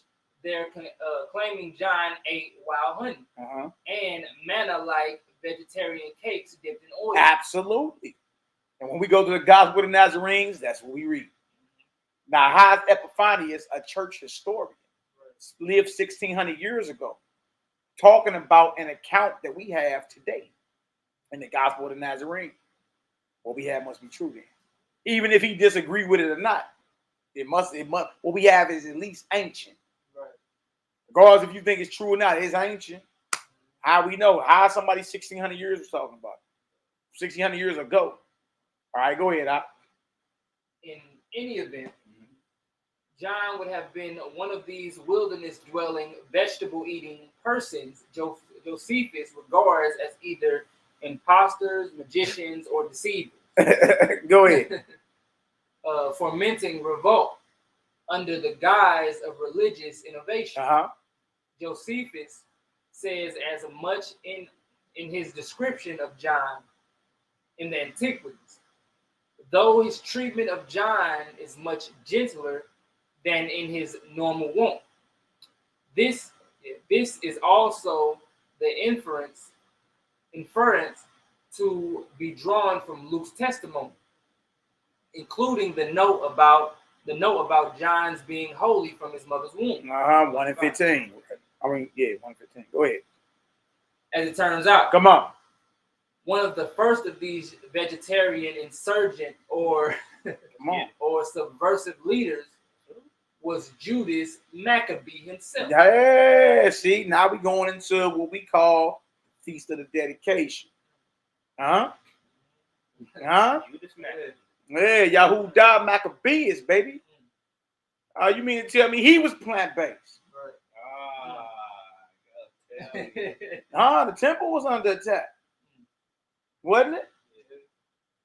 Altar was profane, wasn't it? So what flesh you think he was eating? They had livestock. Wow. Come on, Hebrew. 2 Maccabee 5 and 27. I know you got to pull it up. Go ahead. Describing the founding moment of Judas's revolutionary activities, also in the wilderness. Come on. In 167 BCE, has this to say. Judas called Maccabeus. However, with about 9 others, withdrew into the wilderness and lived like wild animals in the hills with his companions. Eating nothing but wild plants to avoid contracting defilement. Read that in the KJV. 2 Maccabees 5 and 27. What did it say?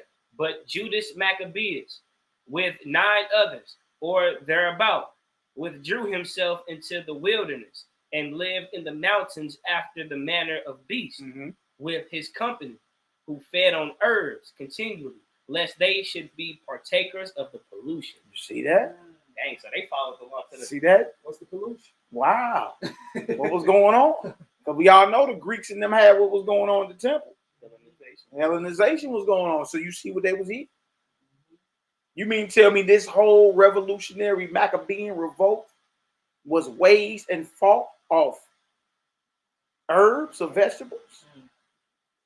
They was eating what the animals in the mountains would eat. They couldn't have been. Paul said they weak. That right, but Paul say they weak though. People that eat vegetables are weak, or eat herbs is weak. Well, obviously not. Because how was they able to bang for 3.5 years on herbs, on vegetables? See, they went hard, and they just look, yeah, you know what I'm saying? And trip off this, y'all. So again, going back to the Torah, if it's killed and it ain't brought to the door of the tabernacle, and the priest can't sprinkle the blood and put the fat on there to burn it, it's offered to devils. The temple was under attack in that day. All Hellenization was brought in. So they understood, well, according to the Torah, we can't even eat. Where your temple at then? Where your altar at today? It ain't there? Because in his day, it was under attack, which means they couldn't eat no type of flesh. Where if you ain't got no temple, you ain't got no priest, you ain't got no altar, he can't do the ritual like that. And guess what? It's been dead longer than 2 days. Everybody eating flesh called himself a Hebrew Israelite, eating meat offered to devils, idols. You're eating abomination. Judah Maccabee knew it. Ain't no temple, ain't no altar, ain't no priest. Well, if ain't none of that dirt, player, you can't eat it because you're gonna be defiled. People refer to the Maccabees. That whole guerrilla warfare was fought on herbs. No flesh, herbs. You going by the flesh laws? That whole 3.5-year war was fought on herbs. They have straight example of like, if you follow the flesh laws, you. They're the example. Because when they didn't have the temple, when they didn't have the altar, when they didn't have the priest officiating at the altar, they didn't eat it. That they'll be polluted. Okay. Okay. Hey. Okay. There's your example. So that means we ain't tripping in, huh, Derek? Somebody want to ask for example? Oh, okay. 2 Maccabees 5:27. I thought you know that. Now we got an example. Derek said he got to log this one. Yeah. Can't we just pray over it? They could have prayed over their livestock. They had livestock with them. They could have prayed over their livestock and just killed it and roasted it. Why they ain't do that? The temple ain't there. The provisions needed to even do it is not possible for them at the time. Like it's not possible for us now. Right. You're defiled. You eating abomination. And you always say America is an extension of Rome, and Rome is basically an extension of like Greece. Right. So it's just like, you know what I'm saying? They just like how they doing now. They you know what I mean? Hellenizing us today. You know what I'm saying? So it's like we ain't got no temple, just like they didn't have no temple. Wait. They was taken over by the Greeks, or just like we taken over by the Greeks or the Romans, you know what I'm saying? Whatever. So it's the same deal. Like you can't be like we can just pray over our food when you got your ancestors right here who was in the same predicament as you, and just chose not to eat it at all instead of polluting themselves because they followed the Torah. Yeah, the flesh laws are real specific. And if everything ain't established for you to do it, then guess what? You can't do it. You're defiled if you partake. No way. No way. That's bag drop right there, boy. Bagging down with the script there. What do you mean, baby? Bagging down, baby. Hey, it's never ending. Hey. Yeah, we got examples now of the Leviticus 17 and the Leviticus 7. We got example of a famous brother in our history. Him and his whole band stopped eating flesh because the temple, they didn't have the provisions to even do it according to the flesh laws. And that's if you go by flesh laws. Right. Here in America, ain't damn one of you Negroes able to even even have these things in place for you to eat that. You're eating defiled flesh. Man, this nigga, he's teaching his own thing. They probably killed.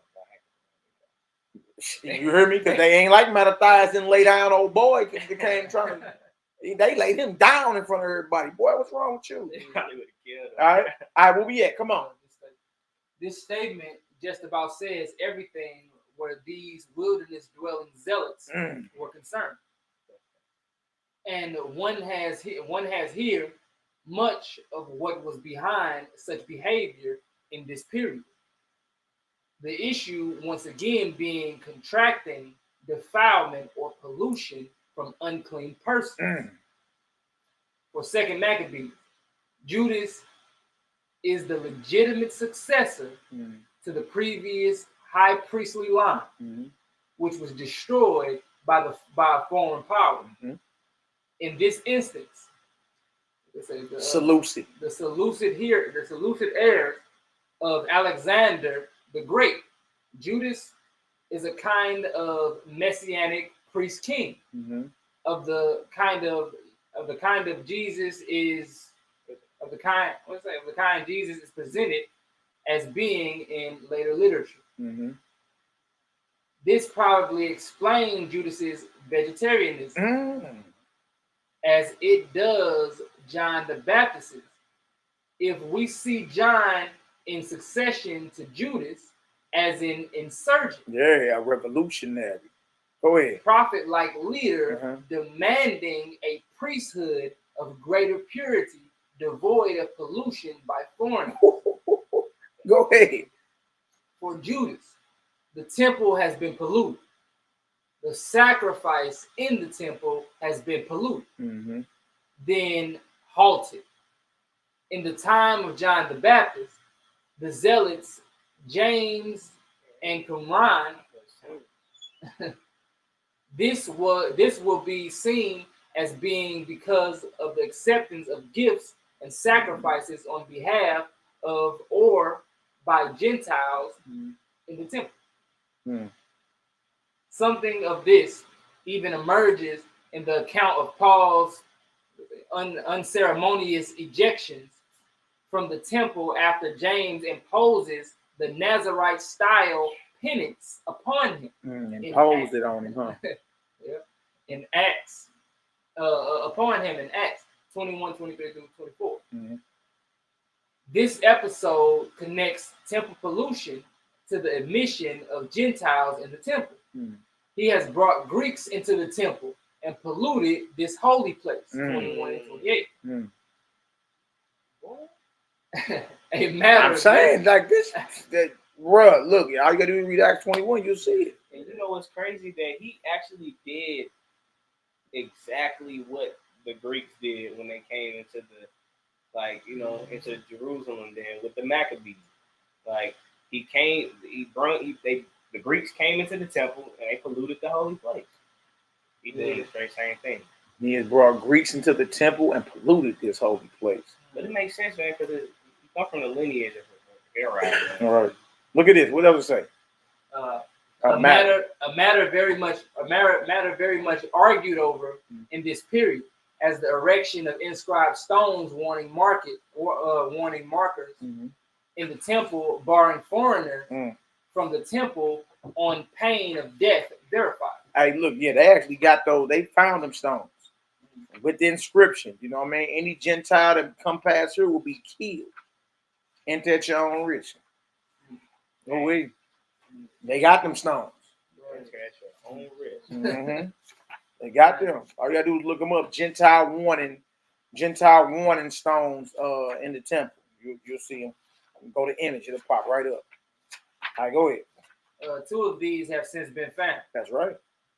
In the version of events prompting Judas Maccabee's wilderness sojourn, the abomination of the desolation referred to in Daniel has been set up in the temple by the invading Seleucid king, Antiochus Epiphanes. Thereby desecrating it. In this abomination, we probably have a Hebrew play on a Greek name. In this case, characterizing the statue of the Olympian Zeus. Antiochus erected in the temple, or what was left of it. So not only is the temple in ruins and abandoned, but polluting idols have been erected in it. Come on. This is the background of Judas's wilderness vegetarianism. Judas' wilderness vegetarianism. The temple is under attack. Right? Ain't no temple, ain't no altar, ain't no priest officiating at the altar. That whole Maccabean revolt feast of dedication was a war fought on vegetables. They was all plant-based. He's probably eating weeds and stuff. So he say, "Wow." Yeah, I'm saying, like, it wasn't no flesh. That's the point. Yeah. So if the temple was under attack, then look, the temple been under attack and gone now. What you doing eating it? Right. What are you doing eating flesh? Because the prerequisites that's needed for you to eat it as a clean offering to the Almighty is impossible. It's impossible. Just like it was impossible for them. So guess what they did? They ate herbs. 3.5 years banging against them Greeks. And they were successful. All right, go ahead. He should be seen not as simply a warrior, but a priestly zealot of sorts. one probably observing as well the extreme purity regulations of the Nazarite regime, or at least the one concerned connected to Hollywood. The two are not very different in any case. That's right. They're not very different in any case. I'm gonna read one more, y'all, and then we're gonna go ahead and get on up out of here. That's tight. You dig? What y'all get out of that so far? Talk to me. Man, Nehemiah, big homie. What's up, Hebrew? One time, Judah Maccabee became a Nazarite.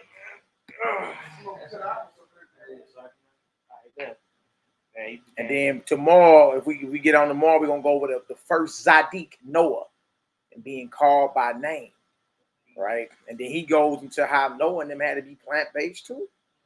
You know what I mean? But I'm telling y'all, this is an excellent read, man. Excellent read. All right. Let's finish this off. You know, I think we gave him enough for the day so far.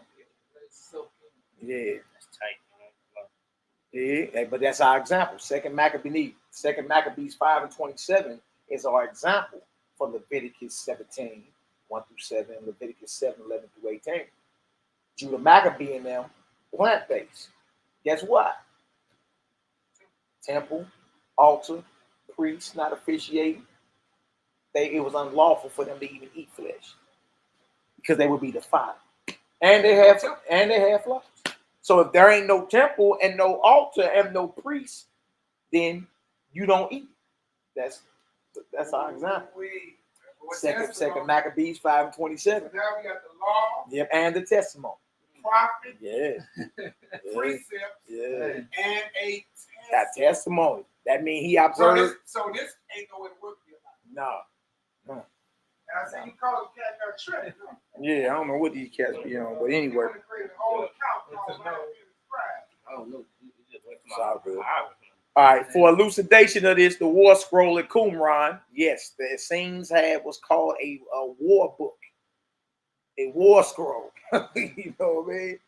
That war, that battle between Israel or Judea and Rome was a messianic war. They thought the world was over. Them brothers, they ended up at Masada, bang, till they died. Like, man, we going out. So that was a messianic war because the Essenes had, you know, they had expectations of a Messiah. You see that? That was a messianic war against Rome. Brothers bang to they went out on their shield. They consider these vessels so holy they refuse to be captured. The zealots you read about in the scripture, that's the military arm of the Essenes in them, or the military arm of the Nazarene. They the zealots. That's good though. Like if I'm now captured, like I fight to my death. Because I'm now captured, you can force and put anything. You can force me into subjection. You can force me into defilement. They were so zealous. That's what they call zealous. They were so zealous over purity that they refused to be captured alive. Whatever you do to me, I'm gonna be dead. Whatever you do to this body is on you, not on me. Because I'm charged with defending this temple. So then it makes sense like that the zealots like they roll with like the scenes came out of like the Maccabees or whatever. Yeah, exactly. It's all connected. Because there wasn't nothing but like the distance between us and Harriet Tubman. That's how close it was in history between John the Baptist and Judah Maccabee. If you're talking 100 years. You know what I mean? Or if you're talking 200 years, put it that way. Yeah. Now look at this. For elucidation of this, the War Scroll of Qumran is probably one of our best guides. Here are the pictures, very simple. Extreme purity regulations are in effect in the wilderness camps. Because the heavenly, holy ones, the angelic host of Daniel, and other prophetic visionaries were seen to be with the holy warriors in these camps, as the War Scroll vividly puts it. You understand? They kept purity because they understood that they can invoke the presence of these heavenly hosts. And the heavenly hosts ain't coming to your aid if you ain't, you understand? You're jacked up. Now look at this. In the War Scroll, no boy or woman shall enter their camps from the time of their leaving Jerusalem to go to war until their return. And no one who is lame, blind, crippled, or a man who has a lasting bodily sore in his flesh or afflicted with pollution in his body. All of these shall not go with them to war, but rather all of them shall be men voluntarily enlisted for war and perfect in spirit and body. And no man who is sexually impure on the day of war shall go down with them, because the holy angels are together with their hosts. You know what's, bruh, and you can read in Maccabees where that's going on. Yeah, the angels come to the aid, remember? Yeah, the angels start banging with them from heaven. Right. Angels appear and tear Helidorius down, long stomped him, sent him back home like, hey, look, you better not go against them in Jerusalem. You know what I mean? Nicanor, head, tongue cut off. Angels always appearing with Judah Maccabee and them. Understand? This whole war, bro, they was plant-based. Right. They was pure. Because they understood that they would not have angelic help from the heavens being impure. You understand? It all lines up. It all lines up. And if you know anything about the Essene Gospel of Peace, you know that the Essenes be with their communions every day and every night. The angel of this, angel of that. You know what I mean? Yeah, we got our communions. That's good. If you really want to talk about tongues, that's what the tongue is. Paul said, I could have the tongue of angels, but if I ain't got charity, who you think he talking about? Who got the tongue of angels? Who got that mouthpiece to rap and invoke the forces that's around them? It's them Essene Nazarene brothers and sisters that are plant-based. That's straight tight. I never thought of it in that way, that the reason that the angels was with them is like not just because they was Israel, because they was pure. They was pure in body and in spirit. Because if that was the case, then like anytime we went into like captivity, the angels should have been like with us or whatever. But the angels only with those who was.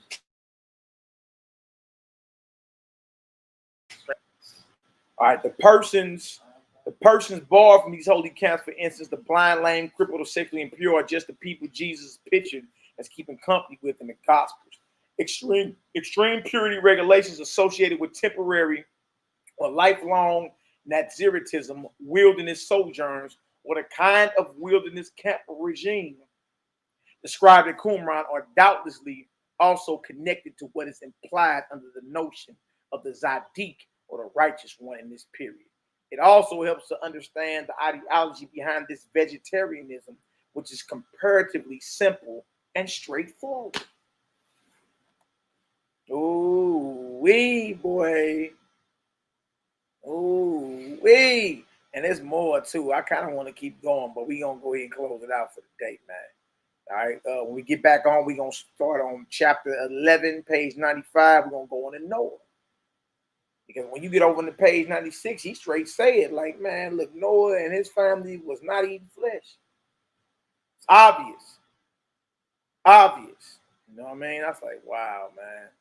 So we go deep again, y'all. This James, the brother of Jesus, and the Dead Sea Scrolls, volume 1, the historical James, Paul, the enemy, and Jesus' brother as apostles.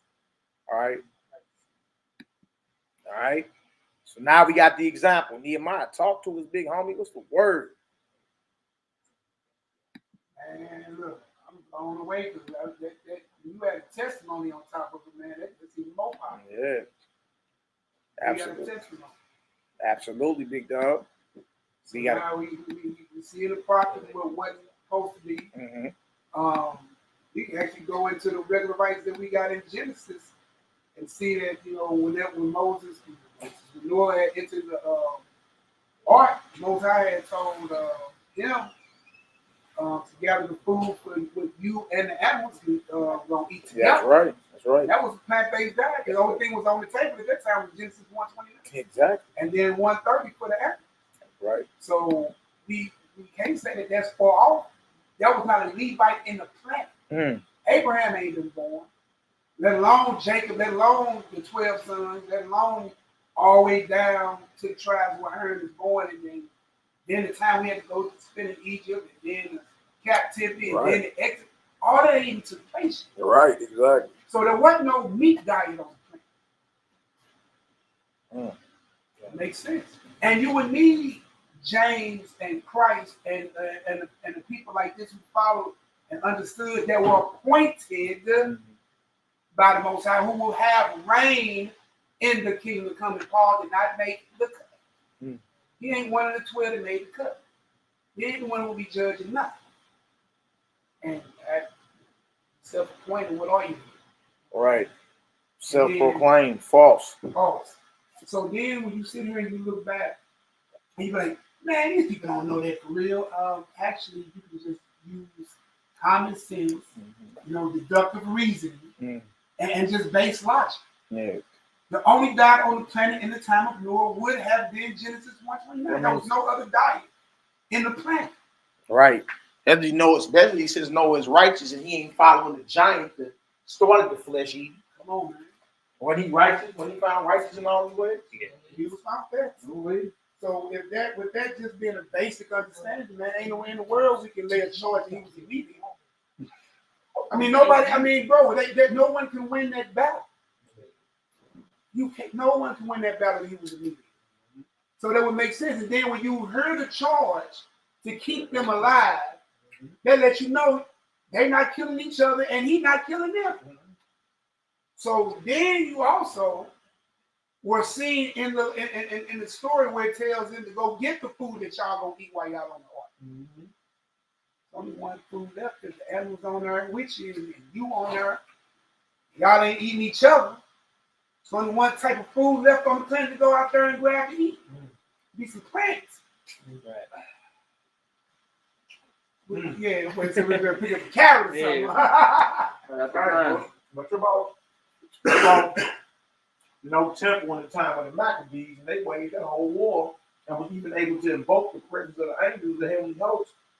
Oh man. To prove that when we read in Leviticus chapter 17, 1 through 7, Leviticus chapter 7, 11 through 18, they was going by him. Because if ain't no temple, if it ain't no temple in place, right? So today the man would say, well, man, Christ did away with that. The temple's been destroyed, man. And so we can't do that no more, man. But that don't mean we can't eat no meat. We have an example in the plant. That's right.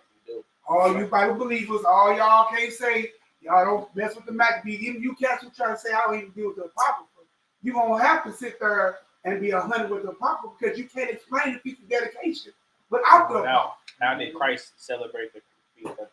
What was he doing in the book of John? When he was going to deal with the piece of dedication, how did it make it into the camp? Exactly.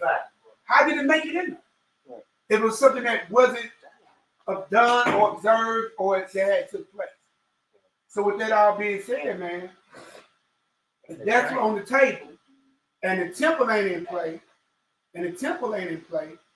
then they didn't eat the meat because there's no way to make it eatable because they would have to be following what dietary laws and the way to do it. And Mattathias, look, what they do, look, he didn't even play about that too. See what I'm saying? So if he was that strict about dealing with the temple and what was going on in the temple to the fact that he laid out an Israelite and went straight to war. You see what I'm saying? So he followed the temple laws to the letter. So if there wasn't no temple in place, he played their laws to the letter.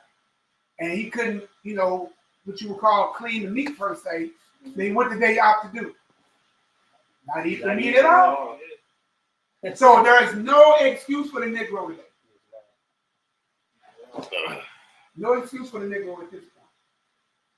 Y'all go ahead. Y'all got something y'all want to add? Man. Go ahead, Darius over there and let me hear something, man. Really a blessed poem. Blessed.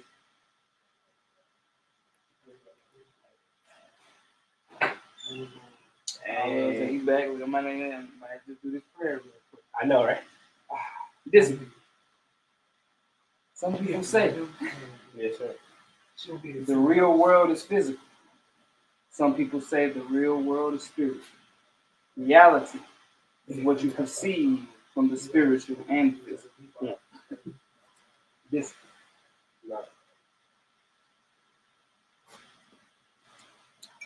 No, man.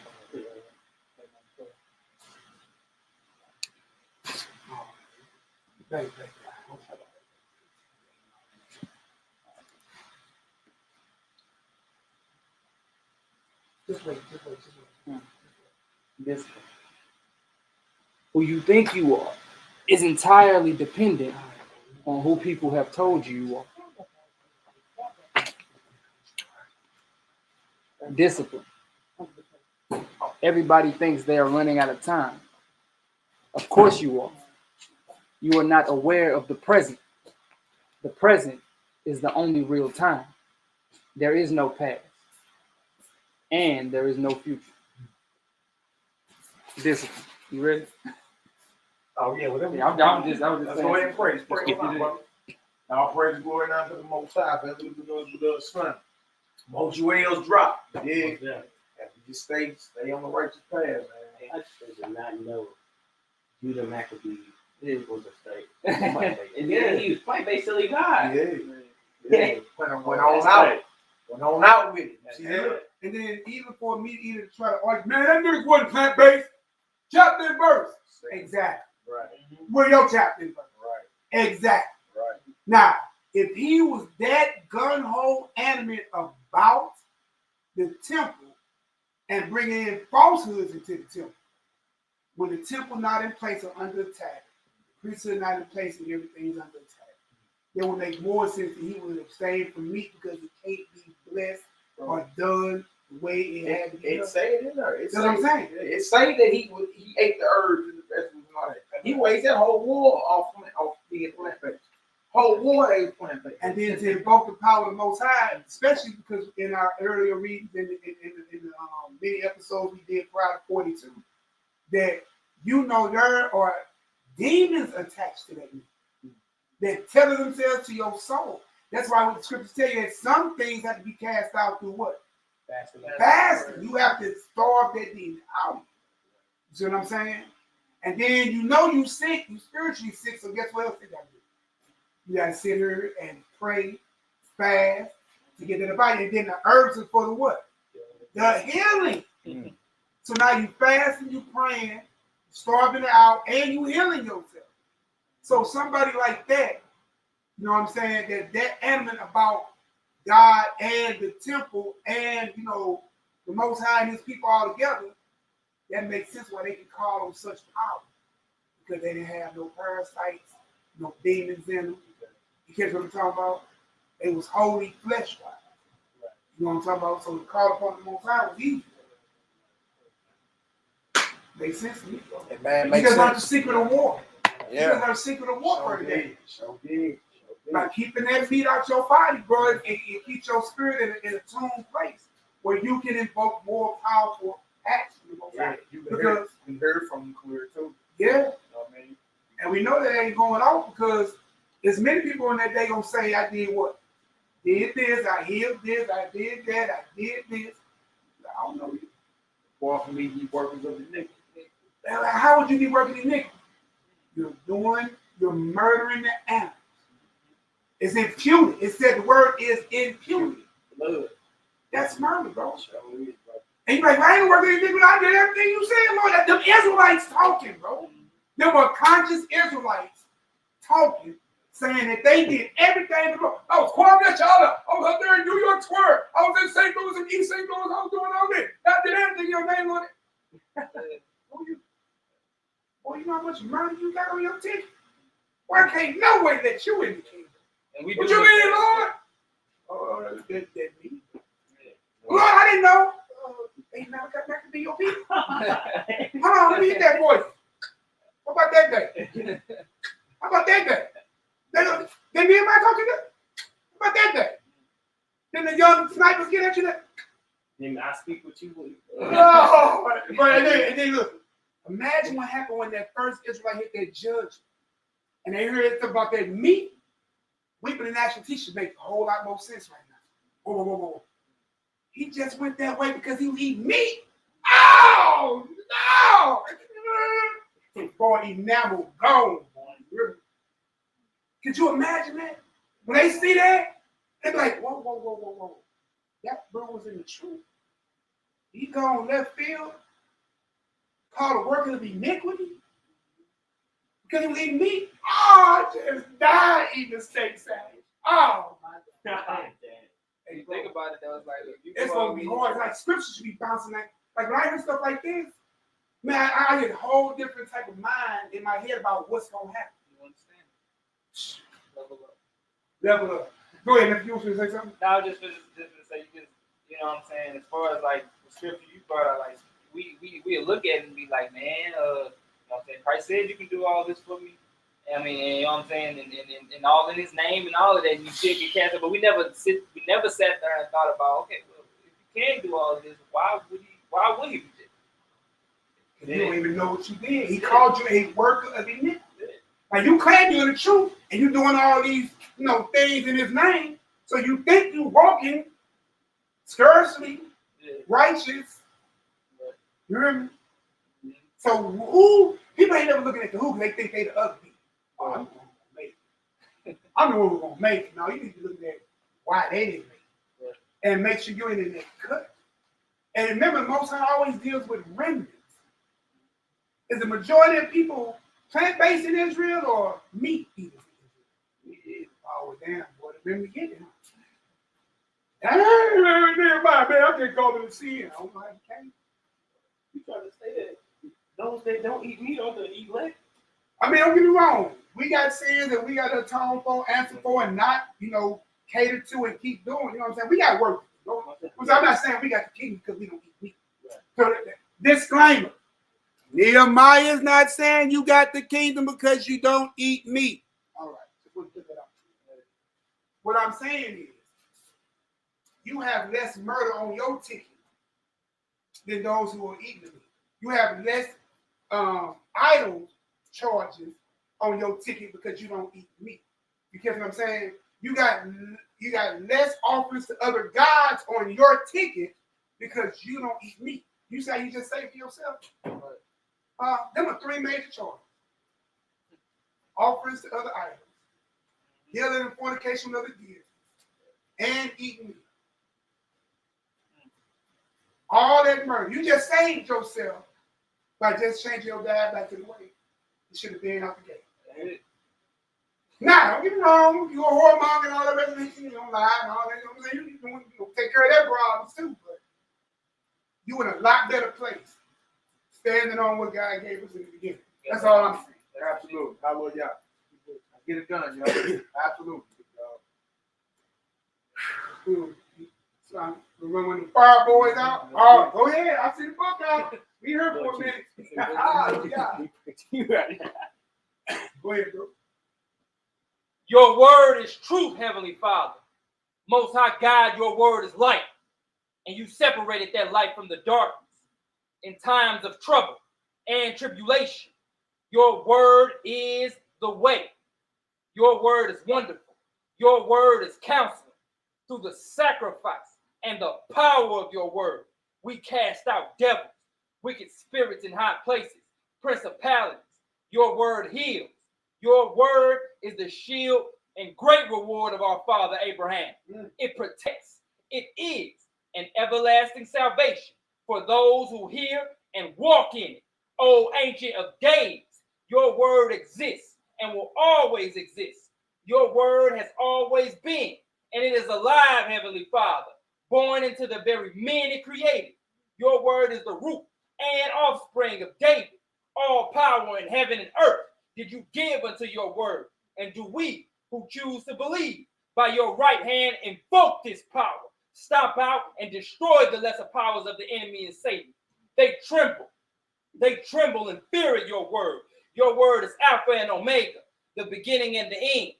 And by your word did the very earth sit upon nothing and stay there to be your footstool. Your word is power, and that power is Christ, HaMashiach Yahushua, the hope of glory, King of kings, Prince of peace, the Lord our righteousness, the mighty Messiah, the Holy One of Israel. By the Most High God's word was everything made that was made, even you, Satan, and all your military power that you hold. So I bind you.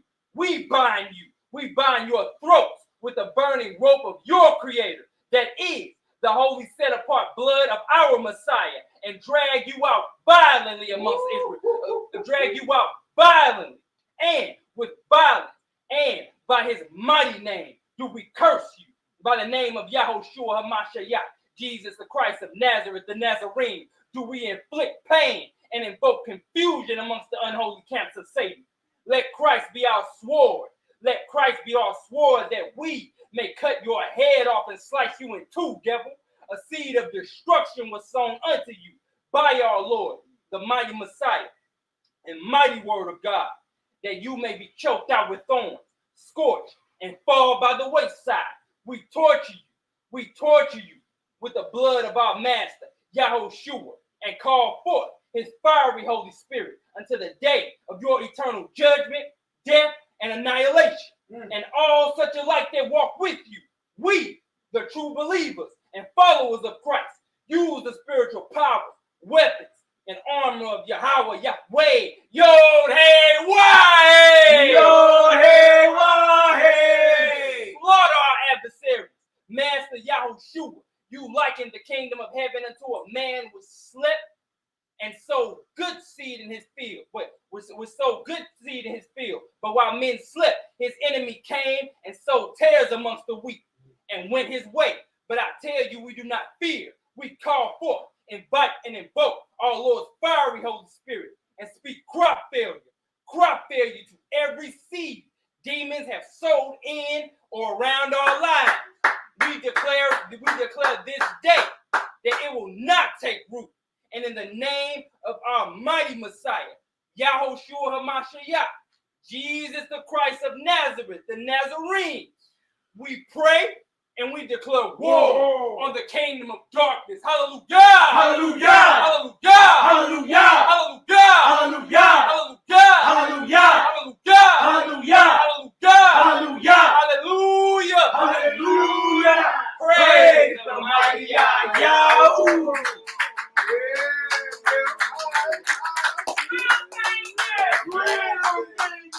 I see. Boy, hey, I like that. I go that whole way you put it. Right. The enemy came in, so turn. Blessings, brother. All praise. Crop failure. All praise to the Most High.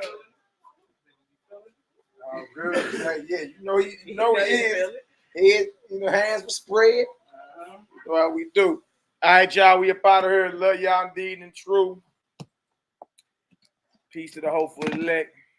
Y'all willing, y'all see us sooner than later. Tell Key Lock, never catch that rebroadcast. She gonna look. I know she gonna. Key Lock, get on every broadcast, my sister. Blessings to your house. All right, y'all. We up out of here. Abundant blessings to you and yours. Y'all willing to see y'all sooner than later. Strap up a backup. Don't stop till you eat knock. Don't stop till you see y'all. Yahoo. Yahoo.